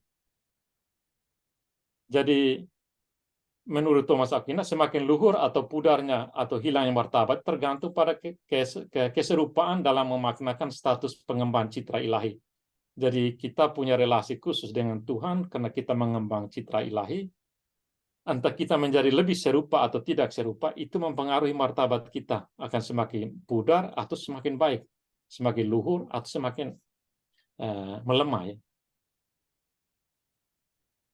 Jadi kalau dirangkum, martabat dalam konteks pemikiran Aquinas itu relasional dan kondisional. Tergantung penggunaan daya rasional dan keserupaan dengan yang ilahi atau kekudusannya. Dan ini sebenarnya cukup problematik kalau kita berbicara tentang konsep HAM dalam konteks kita sekarang ya, sebagai sesuatu yang universal. Tapi itu akan dijelaskan kemudian ketika kita membahas tentang Thomas Aquinas, nanti ada satu lagi. Lalu juga dari Immanuel Kant ya, saya rasa Pater Otto juga tahu sangat baik tentang ini. Kalau saya ada buat kekeliruan nanti tolong dikoreksi. Sebenarnya akhir-akhir ini juga saya membaca ada buku ini tentang, saya harap ada yang bisa lihat ya.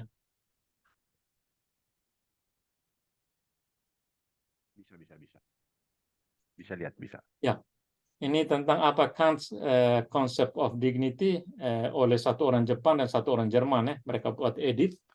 Dan saya rasa ini buku ini sangat menarik.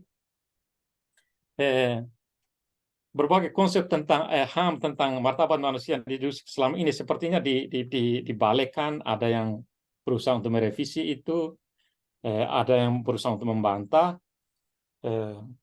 Saya tidak pergi terlalu jauh tentang itu, tapi hanya dalam konteks martabat manusia, dalam konteks HAM yang kita bicarakan hari ini, saya mendiskusikan secara umum saja yang saya pahami ya.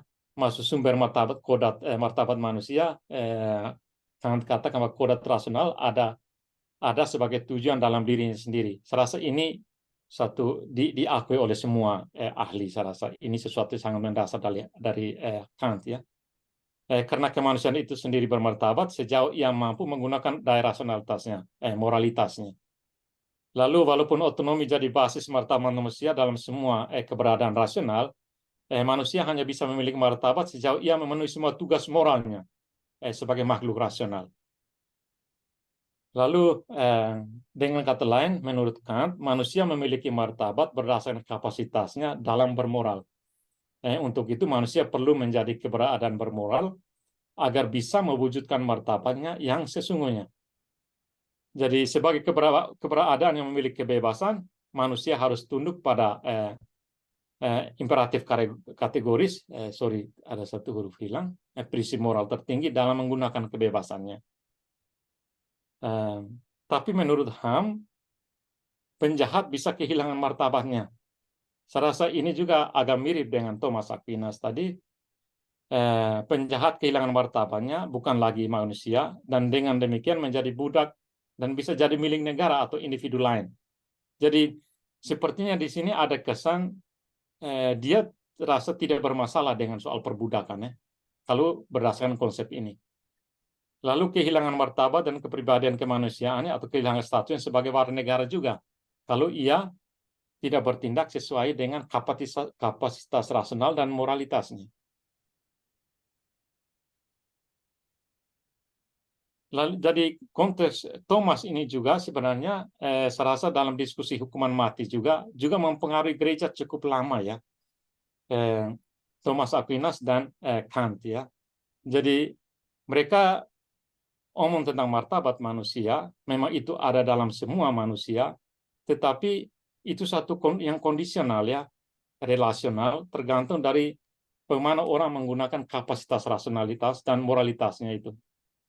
Tetapi yang kita pakai sebenarnya, dan juga saya rasa mempengaruhi konsep universal dalam konsep legal dan konsep politik HAM sekarang, itu sebenarnya dari konsep biblis dan teologi Kristen sebenarnya.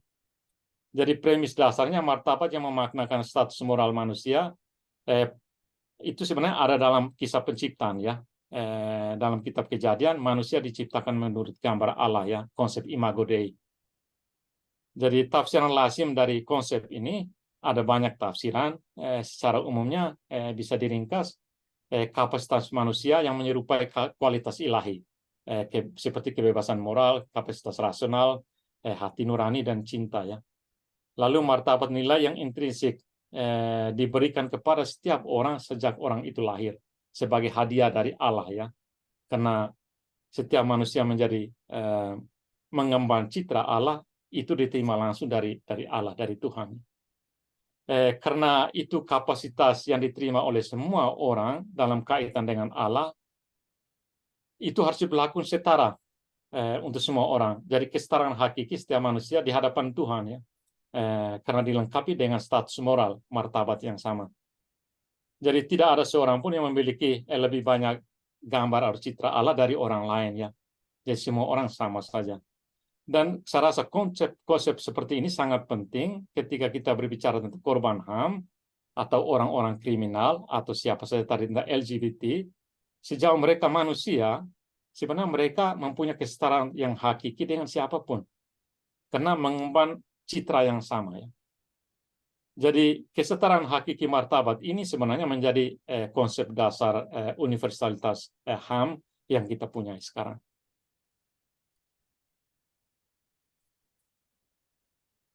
Jadi dengan pandangan dasar tadi ada banyak cara untuk menjabarkan tentang martabat manusia ya. Jadi ada orang yang membaginya secara ke dalam 3 bagian atau 4. Ketika omong tentang martabat, saya membuat hanya 2 saja.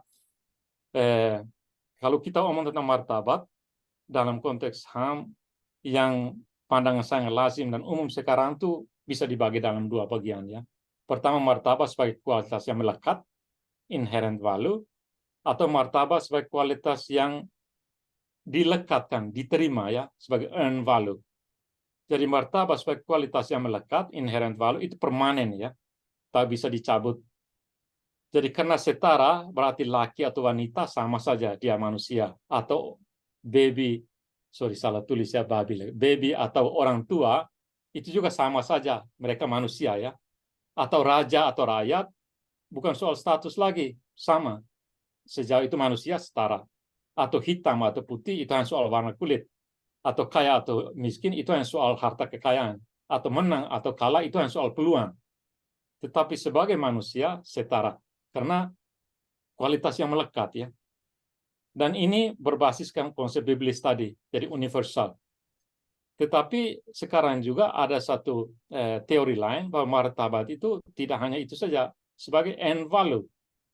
Jadi misalnya di Indonesia kita punya Presiden Joko Widodo ya, dia dilahirkan di tempat sangat miskin, slum area, lalu dia menjadi presiden. Sekarang semua orang menghormati dia ya. Maksudnya karena sesuatu yang dia capai, karena status. Atau seorang yang sangat miskin, dia bekerja sangat kuat, lalu dia menjadi sangat kaya raya, semua orang sangat menghargainya.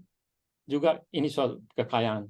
Atau pencapaian, ada orang yang berusaha sangat keras dan dia menjadi champion misalnya, jadi pemenang. Lalu orang semua menghargai dia. Lalu ada orang berpikir, ya ini juga satu konsep tentang martabat. Bagaimana kita menghormati orang dalam satu masyarakat. Tetapi soal martabat yang begini ini tidak setara ya.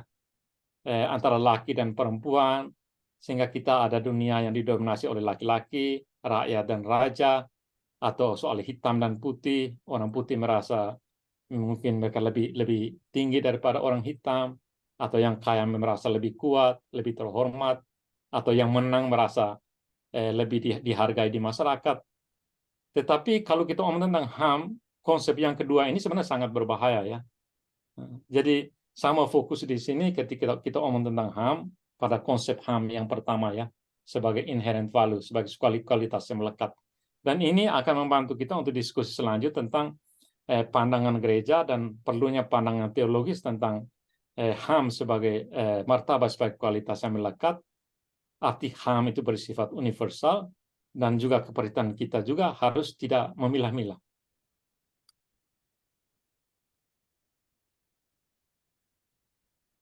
Dari pengaruh pandangan biblis teologis tentang martabat terhadap konsep HAM universal sekarang ya. Mungkin adik-adik dan mungkin Pater Otto juga sudah lebih tahu tentang ini. Waktu perumusan mengapa kita sekarang punya konsep HAM yang diakui sebagai sesuatu yang universal, ini sebenarnya tidak terpisah dari para pemikir Kristen sebenarnya, khususnya filsuf Prancis, Jacques Maritain. Dia salah satu yang sangat berperanan dalam perumusan, walaupun dia tidak terlibat langsung dalam pembuatan kalimat-kalimat deklarasi universal HAM, tapi pikiran-pikiran dasar dia dan juga komite-komite awalnya itu dia sangat terlibat ya. Dan khususnya dua buku dia, The Right of Man and Natural Law and Christianity and Democracy, itu pikiran-pikiran dasar dia itu sebenarnya masuk dalam apa yang kita akui sekarang sebagai konsep universal HAM. Dan ini juga sebenarnya konsep mengapa konsep universal ini sangat dipengaruhi oleh pikiran-pikiran Kristen. Ini juga sebenarnya diakui oleh Paus Pius sebenarnya dalam Pacem in Terris ya. Jadi dia katakan bahwa kita punya konsep yang universal sekarang itu bahwa diakui oleh semua. Ini sebenarnya bagian dari pengakuan ajaran Kristen juga sebenarnya. Lalu saya langsung berbicara tentang implikasinya, implikasi konsep dasar martabat manusia dalam ajaran Kristen untuk gereja dari bawah, khususnya konsep martabat manusia dalam kemudian ajaran sosial gereja ya. Nanti saya ajak adik-adik untuk nanti baca sendiri tentang apa arti martabat manusia, penjelasan martabat manusia, karena itu semua sudah ditulis dalam kompendium ajaran sosial gereja ya. Saya rasa itu menjadi 7 dari prinsip dasar ajaran sosial gereja. Yang paling mendasar itu martabat manusia, dan semua sudah tertulis di situ, jadi saya tidak menjelaskannya di sini. Saya langsung kepada implikasi konsep dasar martabat manusia dalam ajaran sosial gereja untuk pembicaraan kita tentang gereja dari bawah. Kita istirahat sedikit dulu, Kak. Ini sudah hampir selesai ya. Lanjut cepat ya. Lanjut. Oke. Baik, saya langsung ke implikasinya karena saya rasa ini yang paling penting. Tadi hanya soal konteks, latar belakang. Ini juga kembali ke yang pertama tadi tentang disposisi kita, bagaimana kita harus ambil disposisi, entah kita hanya pada level elitis atau masuk ke bawah, ataukah kita bergulat dalam hal-hal yang etimologis, konseptual, atau kita masuk ke yang praksis ya. Jadi ketika kita berbicara tentang martabat manusia, itu suatu martabat yang tak bersyarat ya, tentang konsep dignity yang kategori pertama tadi. Itu martabat yang tak bersyarat, unconditional. Dan ini penting sekali dalam konteks HAM di tengah sistem ekonomi dan politik yang cenderung politik itu lebih berorientasi kekuasaan, ekonomi lebih berorientasi keuntungan ya. Jadi ini penting sekali kita punya martabat yang tak bersyarat. Karena ini menyangkut bagaimana kita memperlakukan manusia lain ya. Jadi kalau kita pakai teori Thomas Aquinas kita baru jelaskan tadi, dia omong tentang martabat sebagai kategori moral yang bersifat minor ya. Jadi dia omong tentang moralitas begitu luas, tetapi tentang martabat itu hanya sesuatu yang bagian dari itu ya, sesuatu yang minor, bukan sebagai sesuatu yang fundamental. Tetapi dalam ajaran sosial gereja itu sebagai sesuatu yang sangat fundamental. Itu perbedaannya. Jadi sekian lama sebenarnya gereja itu mengikuti ajaran Thomas, tetapi gereja kontemporer akhir-akhir ini menggunakan martabat sebagai sesuatu, bukan sebagai hanya sebagian, sebagai minor, tetapi sebagai yang utama ketika berbicara tentang HAM. Ya. Jadi martabat sebagai kategori dasar dan utama. Jadi selain martabat manusia, ada konsep misalnya common good, kesejahteraan umum, atau solidaritas, atau subsidiaritas. Dan ini juga karena terpisah dari pembicaraan kita hari ini, nanti ada yang bisa baca sendiri. Dan ini juga sebenarnya diakui dalam ajaran sosial gereja ya. Prinsip-prinsip permanen ajaran sosial gereja merupakan inti ajaran sosial Katolik. Prinsip-prinsip tersebut adalah martabat pribadi manusia yang sudah dikaji sebenarnya saya kutip langsung dari Kompendium Ajaran Sosial Gereja dan menjadi dasar bagi semua prinsip lain serta isi ajaran sosial gereja, termasuk di dalam kesejahteraan umum, common good, subsidiaritas, dan juga solidaritas. Dan ini juga sebenarnya sudah dimulai sejak Leo III dalam Rerum Novarum ya. Jadi dia omong tentang martabat, tetapi dia gunakan martabat sebagai sesuatu yang sangat reaksioner waktu itu ya, karena kondisi dunia waktu itu, kondisi sosial politik, ancaman liberalisme, sosialisme dalam kehidupan ekonomi, sosial, dan politik, dia menggunakan term martabat itu agak bersifat reaksioner, tetapi dia sebenarnya membicarakan tentang sesuatu yang sangat fundamental dalam perjuangan HAM sebenarnya. Dia omong tentang martabat di tempat kerja ya. Tuntutan martabat memberikan batasan moral pada pengusaha dalam memperlakukan pekerjaannya. Jadi kalau ada konsep tentang martabat, itu seharusnya bisa membatasi kebebasan pengusaha dalam memperlakukan kebebasan para pekerjanya. Lalu di ruang politik, dia omong tentang tuntutan martabat membatasi intervensi otoriter pemerintah.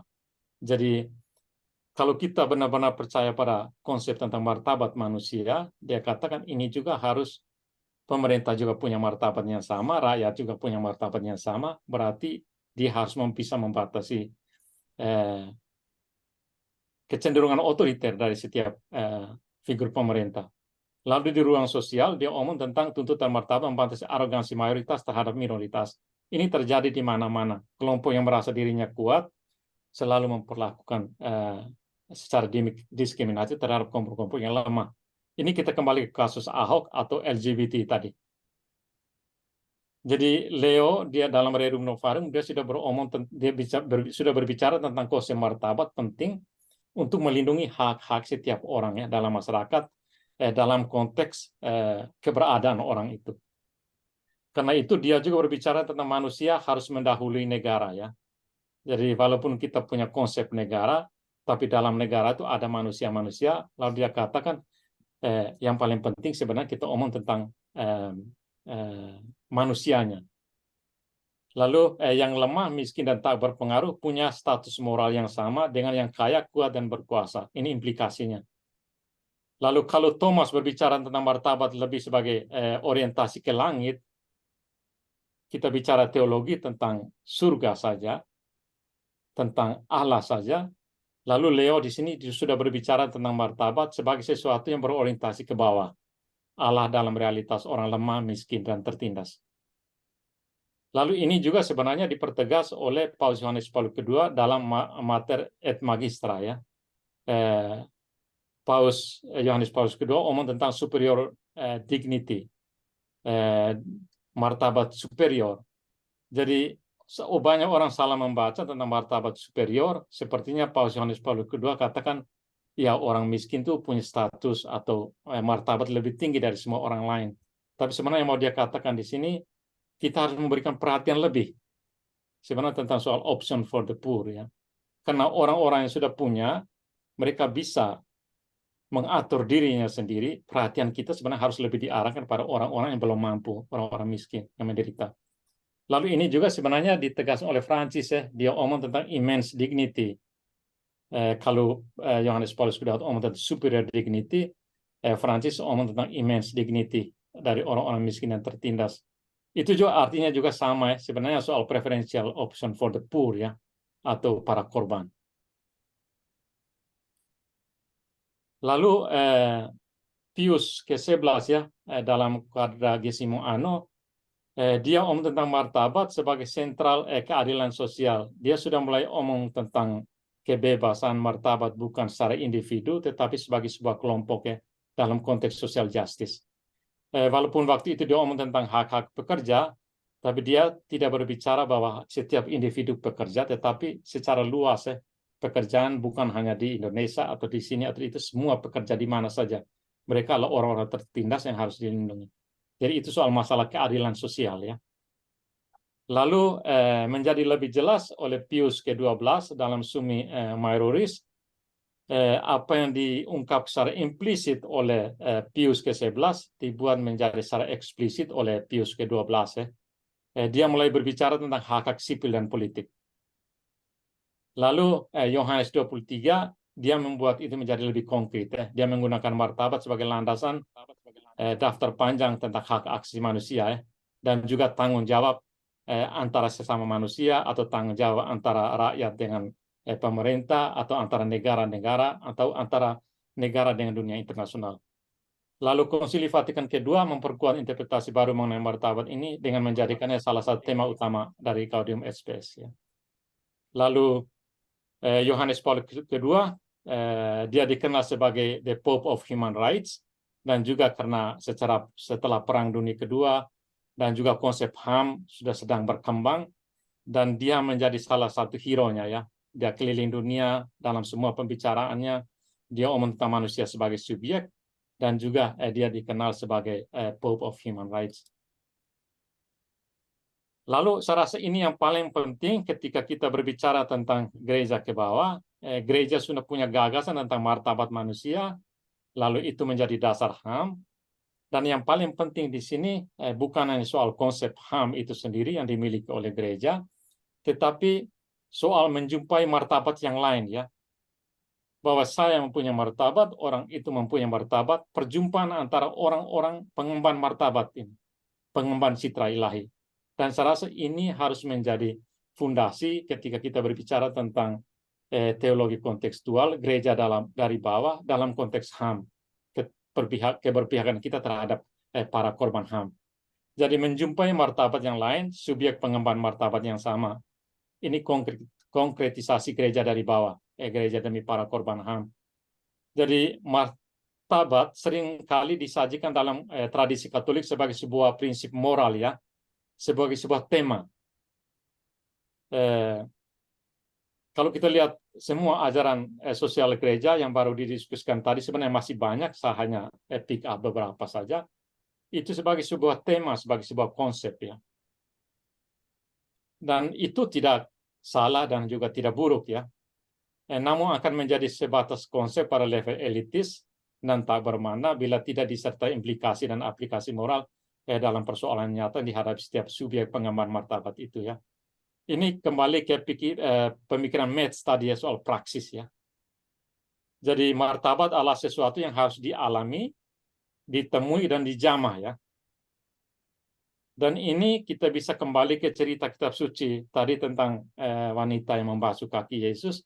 Tapi dalam setiap peristiwa kitab suci ketika Yesus membuat suatu mujizat, itu kita bisa melihat bahwa Yesus yang langsung mengalami penderitaan orang, Yesus yang langsung bertemu dengan orang, Yesus yang langsung menjamah orang ya.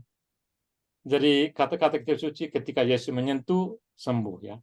Jadi ada sentuhan langsung, jamahan langsung. Dan klaim tentang martabat adalah klaim yang bercorak afektif dan relasional ya. Jadi ketika kita berbicara tentang martabat itu sesuatu yang bersifat afektif dan juga relasional ya. Harus ada keterkaitan dengan manusia lainnya. Jadi bukan sekedar klaim rasional atau intelektual. Dan ini saya ada kirim satu artikel juga lewat Pater Otto tadi. Ini bisa dibaca di Bernard Brady ya. Dia tulis panjang lebar tentang itu juga. Lalu ini sebenarnya dirangkum oleh Paus Benediktus ya dalam Deus Caritas Est ya. Dia katakan menjadi Kristen bukanlah hasil dari pilihan etis atau gagasan luhur, melainkan perjumpaan dengan suatu peristiwa. Seseorang yang memberi kehidupan cakrawala baru dan arah yang menentukan. Jadi dalam konteks para korban HAM ya, ini sebenarnya soal kita harus berjumpa dengan orang ya. Kita punya konsep dasar bahwa saya punya martabat, orang itu punya martabat, kita sama-sama pengemban citra ilahi, jamahan antara saya dengan orang itu harus menjadi dasar kita berteologi secara praksis. Dan ini juga sebenarnya ditulis dalam banyak dokumen gereja, saya rangkumkan saja, ada beberapa saya kutip di sini. Setiap orang harus bekerja untuk membantu orang lain merasa dan mengalami kepenuhan martabat mereka sendiri. Jadi kesadaran akan martabat saya dan juga pengemban citra harus menggerakkan saya untuk membantu orang lain bisa mengalami martabat itu juga. Dan ini penting untuk para korban HAM ya. Karena kalau tanpa konsep ini semua usaha kita untuk membantu para korban HAM tidak berhasil pada suatu kebebasan atau karya keselamatan yang nyata. Dan itu kita bisa lihat dari fitur ketiga paus kita yang terakhir ini ya. Dalam ajaran mereka atau dalam tindakan mereka juga sama. Kita bisa lihat itu satu konkretisasi dari tuntutan martabat yang harus menyentuh, yang harus berjumpa, yang harus terlibat langsung ya. Jadi kalau dilihat di screen sekarang fitur tren ajaran tentang martabat sebagai pemimpin gereja dari bawah, dari Paus Yohanes Paul II, Benediktus dan Fransiskus. Kalau kita merangkum, kita baca dokumen-dokumen dari ketiga paus ini, Yohanes Paulus II, dia omong tentang relasionalitas afektif ya. Di banyak kesempatan, banyak dokumen dia menekankan tentang solidaritas ya. Dan setiap kali bicara tentang HAM juga dia omong tentang solidaritas. Tanpa solidaritas, perjuangan kita tentang HAM itu sebenarnya tidak membuahkan kebebasan yang sesungguhnya untuk orang-orang menjadi korban. Lalu Benediktus, dia berbicara tentang kasih ya, tentang love. Lalu Fransiskus bicara banyak tentang mercy, tentang belas kasih. Itu termasuk dari dokumen-dokumen dia yang terakhir ya, dari Laudato Si, Fratelli Tutti, semua tentang mercy. Jadi fokus keprihatinan dari paus kita sekarang sebagai wakil kita semua untuk pergerakan gereja dari bawah, aspek afektif manusia sebagai agen moral ya. Jadi kesadaran akan martabat menuntut kita untuk menjadi agen moral. Itu menurut ketiga paus kita ini. Jadi penekanannya itu ada satu kesatuan komunalitas dan kesetaraan dengan semua orang ya. Itu juga ada dalam ensiklik Dives in Misericordia ya. Lalu mendengarkan jeritan orang miskin dalam Evangelii Gaudium. Lalu secara pribadi merasa terpengaruh oleh ketidakadilan dan pelanggaran HAM. Jadi saya rasa ini juga sangat penting ketika kita bicara tentang HAM. Merasa terpengaruh, merasa tergerak, merasa terganggu, keluar dari zona nyaman kita. Saya rasa ini harus menjadi titik awal untuk gereja dari bawah. Lalu tergerak oleh penderitaan sesama, Evangelii Gaudium. Lalu terus merasa terganggu oleh kondisi kehidupan orang miskin, di Evangelii Gaudium juga, lalu mengalami kehidupan orang miskin sebagai berkat demi perubahan dalam formasi mutualitas sosial ya. bukan berarti kita menyetujui adanya kemiskinan, tetapi bahwa realitas kemiskinan itu harus melihat itu sebagai satu kesempatan berahmat bagi kita untuk membuat satu perubahan dengan terlibat langsung. Jadi kalau dirangkum, klaim martabat menuntut tanggung jawab sebagai moral agen untuk berjumpa dan terlibat dalam perjuangan nyata sesama manusia yang HAM-nya terancam dan tertindas. Saya rasa ini konsep martabat yang perlu kita miliki sebagai dasar konsep HAM, ya. Karena tanpa konsep martabat seperti ini, konsep HAM yang kita miliki akan mengambang, dan juga keterlibatan juga terhadap para korban juga saya rasa akan mengambang. Dan saya rasa ini menjadi spiritualitas yang dimiliki untuk karya-karya gereja dari bawah, atau untuk satu teologi kontekstual atau teologi spiritual dalam perjuangan kita berhadapan dengan berbagai masalah HAM. Saya rasa hanya ini saja. Minta maaf tidak ada istirahat. Sudah hampir jam 7. Kalau misalnya ada waktu diskusi, saya sangat senang untuk berdiskusi dengan adik-adik semua. Terima kasih. Oke, terima kasih Pater Stef, ya. Kita berikan aplaus, ya, kuliah yang luar biasa, sangat komprehensif juga bahannya. Sekedar mengingatkan judul kuliah kita itu gereja dan politik, ya.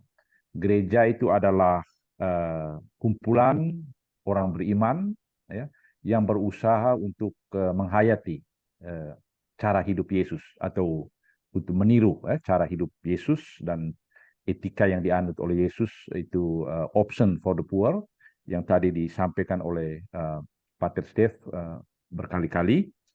Kemudian politik itu suatu suatu usaha, ya, dari manusia untuk menata kehidupan publik yang lebih baik. Dan ketika gereja menjalankan misi Option for the Poor, pilihannya ada dua, melakukan itu secara karitatif, itu yang tradisional, sudah lama dilakukan oleh gereja. Lalu yang kedua, terlibat dalam melakukan perubahan struktural vokasi. Dan HAM itu adalah moral sosialnya, moral sosial ketika kita terlibat dalam advokasi, dalam melakukan perubahan sosial. Karena itu kuliah HAM itu menjadi urgen, kalau gereja mau terlibat secara bermartabat dalam politik. Dan hari ini Pater Stef memberikan pencerahan itu untuk kita. Waktunya masih ada, ya, mungkin 15 menit lagi bisa. Ya, bisa. Tapi sebelum sampai ke situ, saya minta para mahasiswa untuk ingat-ingat, mulai, karena waktu satu semester ini tidak lama, untuk mulai berpikir tentang paper yang Anda submit untuk sebagai ganti ujian. Jadi kamu nanti harus menulis paper, yang dipublish di jurnal ilmiah. Jadi saya kira cukup banyak ide yang disampaikan oleh Pater Stef, dan juga bahan-bahan yang kamu siapkan untuk kamu presentasikan. Saya kira 3 atau 4 minggu yang akan datang, kalau Pater Stef sudah selesai. Lalu catatan kedua, minggu depan itu libur, Pater Stef. Tanggal 28 itu libur di Indonesia. Saya tidak ingat lagi liburan apa. Pokoknya ya perayaan keagamaan, saya kira. Ya, perayaan 2 minggu lagi, keagamaan. ya. Jadi kita, ya, minggu depan, Kamis minggu depan itu libur. Ya, tanggal 28. Libur Maulud Nabi Muhammad. Berarti jadi kita 2 minggu setelahnya lagi, ya. Ya, 2 minggu setelahnya baru kita bertemu lagi. Lalu setelah itu, saya kira Pater Stef 3 pertemuan bisa, ya? Bisa. Sehingga setelah. Oke, baik. Mungkin ada yang mau bertanya, satu pertanyaan, karena waktunya sudah ini hampir. Karena ada yang mau misa sore. Ya. Silakan. 1 atau 2, ya. Silakan. Ya. Baik, Pater, terima mulai. kasih. Yang paling depan. Ya, silakan. Oke, ya, silakan. Baik, Pater, terima kasih. Oke. Tadi Pater Otto juga Pater Steph sudah menyampaikan dalam materinya bahwa Gustavo Guterres mengatakan bahwa gereja kita itu bukan gereja untuk orang miskin, tetapi gereja orang miskin. Ya. Bukan gereja untuk orang miskin, tapi gereja orang miskin. Tadi dalam pengantar, Pater Steph juga menyampaikan bahwa gereja kita itu seharusnya non formalistik dan non birokratik, bukan gereja yang formalistik dan birokratik. Kalau kita misalnya melihat hal itu dan mengaitkannya dengan kondisi gereja kita saat ini, saya kira impian itu belum tercapai. Bahwa kita menuju gereja yang non formalistik dan non birokratik itu tidak tercapai karena gereja kita itu sekarang sangat formalistik dan sangat birokratik. Ya. Gereja kita itu banyak mengurus hal-hal yang administratif. Kalau misalnya kita melihat pengurusan sakramen, kita mendapatkan sakramen tapi kita digenjot oleh hal-hal yang sangat formalistik dan administratif. Ya, kita bisa mendapatkan sakramen jika kita memenuhi prosedur-prosedur tertentu yang kita lalui agar kita mendapatkan sakramen tersebut. Ya. Dan untuk mendapatkan sakramen tersebut, kita juga membutuhkan bahan-bahan yang harganya itu tidak murah tapi sangat mahal. Ya. Bagaimana kita menghindari hal-hal yang formalistik dan birokratik seperti ini? Namun pada sisi lain kita dituntut untuk menggunakan simbol-simbol atau bahan-bahan yang justru harganya mahal. Ya. Hal tersebut yang justru tidak mampu mewujudkan gereja demokratik dan non formalistik. Ya. Jadinya gereja kita bukan untuk gereja orang miskin, tapi ya bisa dibilang sebagai gereja yang sangat prosedural. Dan itu yang pertama, Pater. Mungkin nanti Pater bisa konfirmasi bagaimana kita mengatasi persoalan tersebut. Kemudian saya juga ingin sedikit memprotes soal omongannya John Prior tadi, Pater John Prior di bagian awal pengantar dari kuliahnya Pater tadi, yang mengatakan bahwa gereja sekarang itu merupakan institusi kelas menengah. Kalau misalnya kita pakai konsep itu, saya kira sangat keliru. Saya justru tertarik dengan apa yang disampaikan oleh Pater Otto terakhir, bahwa gereja itu merupakan persekutuan orang-orang beriman yang percaya kepada Kristus. Kalau misalnya kita berdiri pada konsep itu, maka pernyataan John Prior itu salah besar. Bahwa gereja itu bukan institusi kelas menengah. Gereja itu adalah persekutuan baik yang kelas menengah, kelas atas maupun kelas yang sangat bawah. Ya. Jadi yang John Prior omong itu bukan gereja, tapi hierarki. Hierarki yang merupakan adalah golongan kelas menengah ke atas, bukan gereja. Jadi saya kira John Prior sangat keliru besar dalam hal itu. Sekian Pater, terima kasih. Baik, terima kasih. Baik, terima kasih. Saya Satu lagi ya. mulai dulu dengan ini komentar dari Pater John Prior ya. Saya tadi mengapa gunakan itu hanya saya rasa adik-adik juga tahu John Prior itu suka mengganggu ya. Suka mengganggu pikiran, suka mengganggu ya kenyamanan lah. Jadi saya juga tidak, makanya tadi itu saya pakai gereja sebagai institusi dan sebagai gereja sebagai tubuh Kristus ya. Dan itu sebenarnya apa yang dikatakan oleh Pater Otto tadi, persekutuan orang-orang beriman ya. Saya setuju dengan itu. Jadi, tapi kita tidak bisa menolak kenyataan bahwa benar gereja sebagai institusi, sebagai hierarki, dan itu sebenarnya yang John Prior mau katakan itu. Tapi dia tuh kadang-kadang cara dia mengungkapkan hanya untuk mengganggu. Dan saya rasa itu juga perlu. Saya tidak setuju dengan semua yang dia katakan, tapi kadang-kadang betul mengganggu kita untuk keluar dari kenyamanan. Saya rasa itu juga perlu satu proses. Dan saya ini setuju dengan Frater ya. Itu benar yang dia kritik tuh bukan gereja sebagai persekutuan orang beriman tadi atau saya pakai gereja sebagai tubuh Kristus tadi, tetapi dia omong tentang sebagai hierarki ya, dan itu kelihatan di Indonesia, itu tidak bisa dihindari. Tapi saya senang bahwa adik-adik frater sudah berpikir itu ya, bahwa ya kita bisa harus membedakan antara ini gereja sebagai hierarki dengan segala keterlibatannya dalam bukan menyelesaikan masalah, tetapi kadang-kadang menjadi hambatan untuk menyelesaikan masalah, dan gereja sebagai persekutuan orang beriman seperti Pater Otto katakan tadi, kita punya misi sebagai tubuh Kristus, bagian dari tubuh Kristus. Dan dalam konsep pembicaraan kita hari ini misalnya, saya sebenarnya lebih suka ada adektum untuk sedikit berpikir lebih jauh bersama Pater Otto tentang masalah LGBT ya, yang tadi saya diskusikan. Karena saya rasa itu sangat penting, karena kalau tidak, walaupun kita bilang kita gereja sebagai persekutuan orang beriman atau gereja sebagai tubuh Kristus, tetapi keberadaan kita itu karena suatu generalisasi, karena dari jauh, karena stigma, akhirnya kita menjadi bukan lagi tubuh Kristus atau persekutuan orang beriman, tetapi hanya menjadi satu keberadaan entiti dalam satu masyarakat yang justru tidak berkontribusi pada penyelesaian masalah-masalah HAM. Jadi saya setuju dengan itu komentar dari Frater tadi.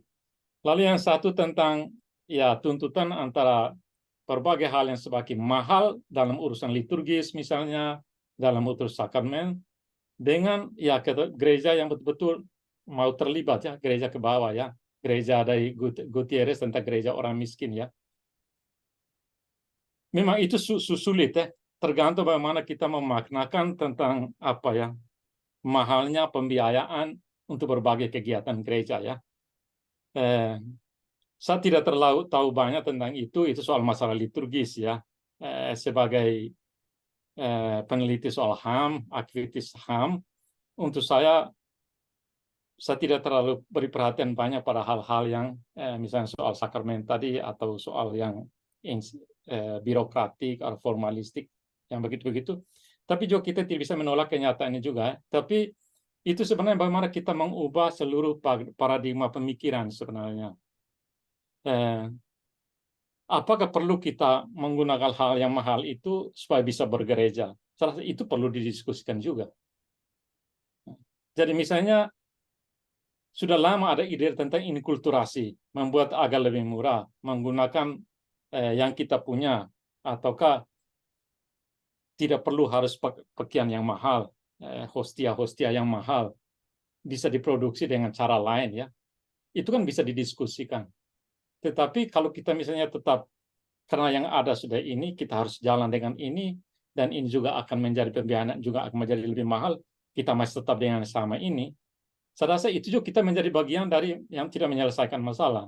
Jadi kalau misalnya, kita harganya sudah semakin mahal, pada sisi lain kita harus menjadi gereja orang miskin, pada sisi lain kita membutuhkan uang. Itu kan masalah konkret yang ada ya. Lalu dasarnya ada di mana, akarnya ada di mana. Ini harus menjadi tanggung jawab kita bersama. Di banyak negara, bukan hanya di Indonesia, mahal segala urusannya. Di Jepang juga sama ya. Masih baik di Indonesia umat masih maksudnya mendukung pastornya untuk beli hostia atau apa ya. Misalnya di Jepang, di gereja-gereja yang kecil, pastornya kalau tidak punya pekerjaan tetap di mana, tidak bisa membiayai seluruh kegiatannya di paroki. Jadi kita cemas memang tentang itu juga. Pada saat yang sama, saya harus hidup dengan pembiayaan yang mahal, urusan sakramen juga mahal, tapi saya harus jadi gereja ke bawah juga ya. Jadi sebenarnya ada dua hal terpisah menurut saya sebenarnya, soal urusan liturgis, satu masalah yang bisa kita diskusikan ke dalam, bagaimana menyelesaikan masalah ini, tetapi pada saat yang sama, itu sebenarnya tidak boleh mengaburkan orientasi dan keberadaan kita sebagai gereja orang miskin.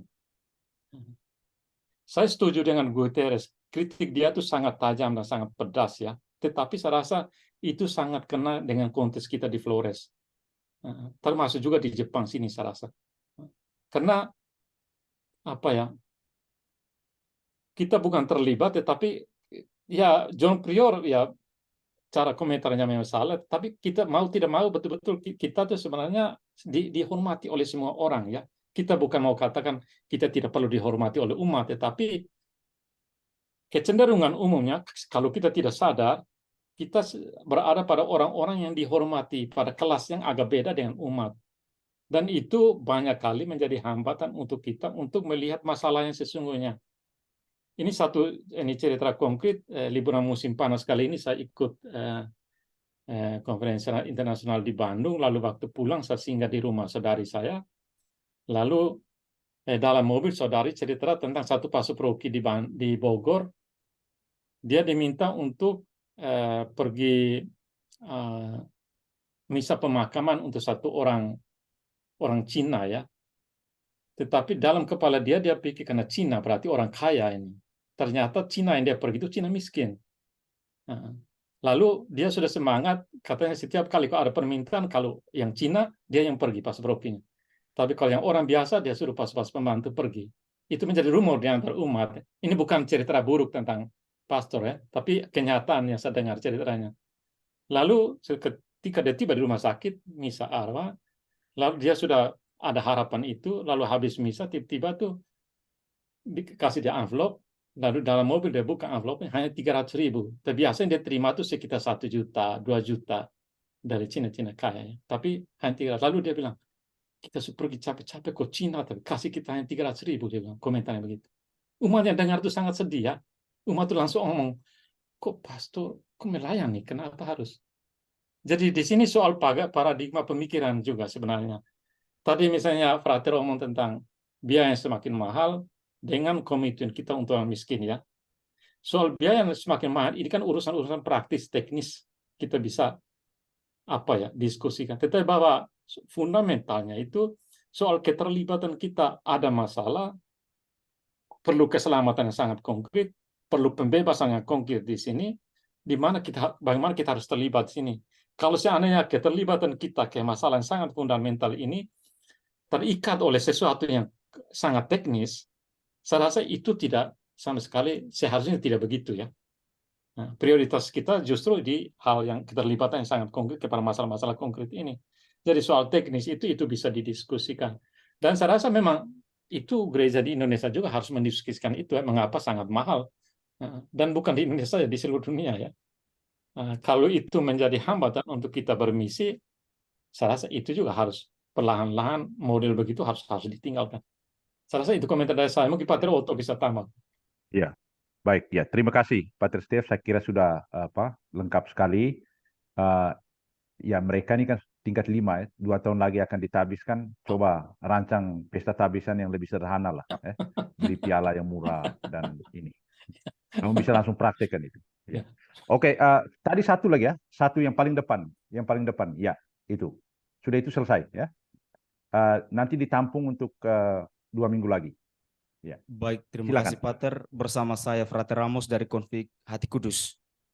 Pertanyaannya memang cukup menarik diskursus hari ini mengenai spiritualitas HAM. Jadi saya melihat fenomena atau isu-isu LGBT sekarang itu bukan menjadi santapan pribadi tetapi sudah menjadi konsumsi publik. Itu hal yang pasti. Saya cukup tertarik dengan hal yang berkaitan dengan LGBT, dalam hal ini masyarakat yang mempunyai stigma label negatif terhadap kaum LGBT. Itu jelas bahwa stigma yang diberikan itu ternyata mengganggu eksistensi dari kaum LGBT. Mereka merasa teralienasi dari lingkungan sosial. Pertanyaannya demikian, bahwa apakah stigma yang diberikan, stigma dari orang-orang tertentu, itu bisa dikategorikan sebagai suatu pelanggaran HAM ataukah tidak? Terima kasih. Saya rasa ini pertanyaan sangat menarik.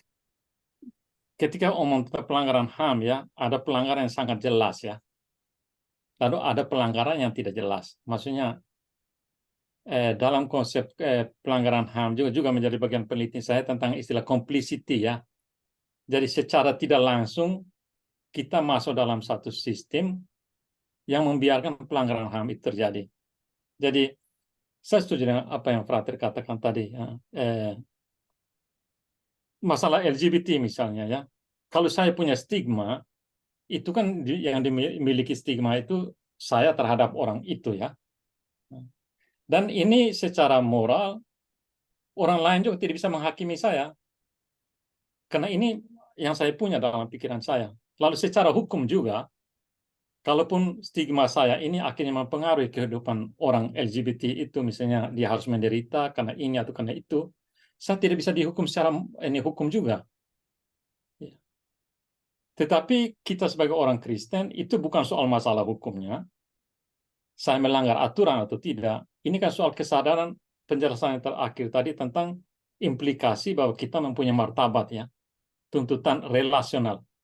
Salah satu dirangkum oleh sangat tepat oleh Paus Benediktus dan juga ketiga paus kita yang terakhir ya.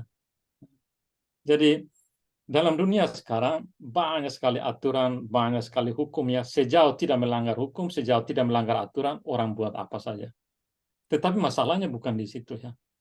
Karena banyak hukum, banyak aturan juga, ketentuan juga dibuat karena satu kepentingan ya. Itu kan produk kontrak sosial ya.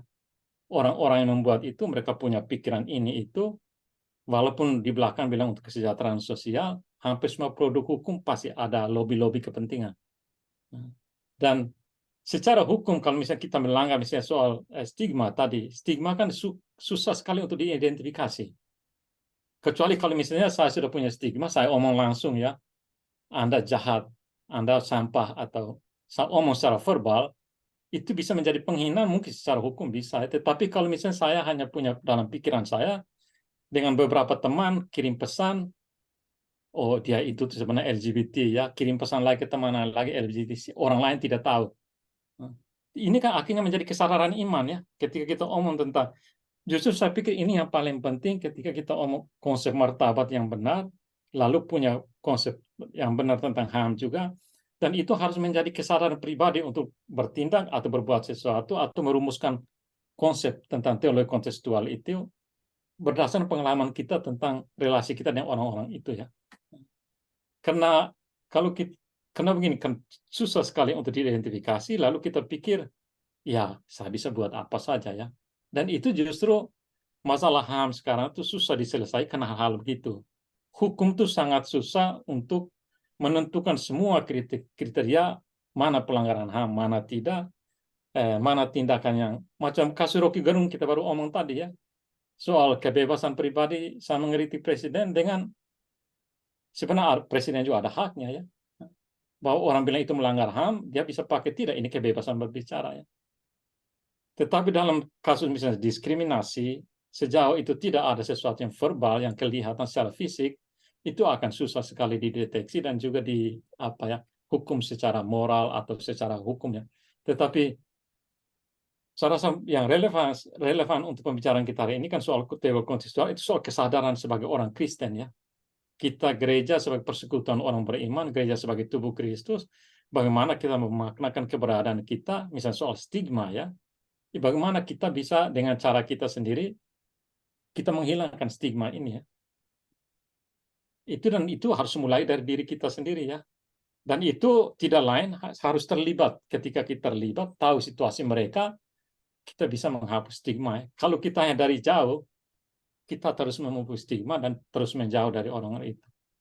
Dan saya rasa kita tidak bisa punya kontribusi nyata untuk secara berteologi dan juga pastoral juga untuk orang-orang seperti itu.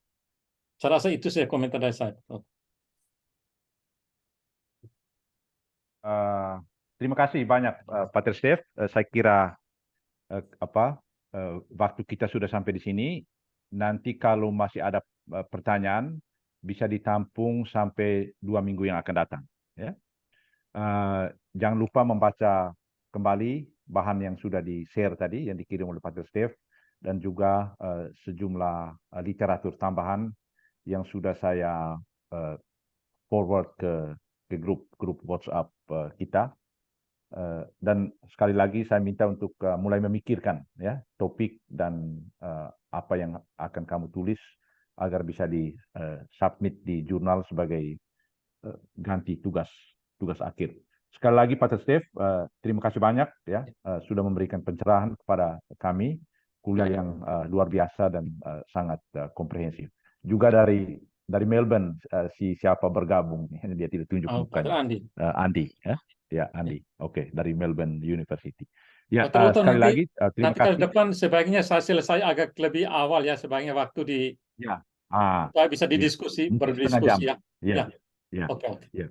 Mungkin setengah jam sebelum berakhir beri kesempatan untuk mahasiswa bertanya. Ya. Oke. Baik, terima kasih dan selamat malam semua. Ya, selamat malam ya. Untuk mahasiswa kalau ada pertanyaan silakan kirim di chat ya. Kalau ada pertanyaan. Ya, silakan. Ya, terima kasih.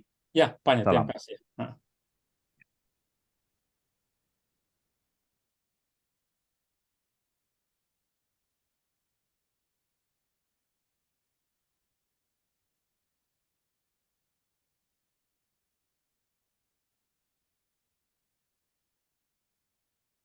Kita tutup pertemuan dengan doa dipimpin oleh Kifan.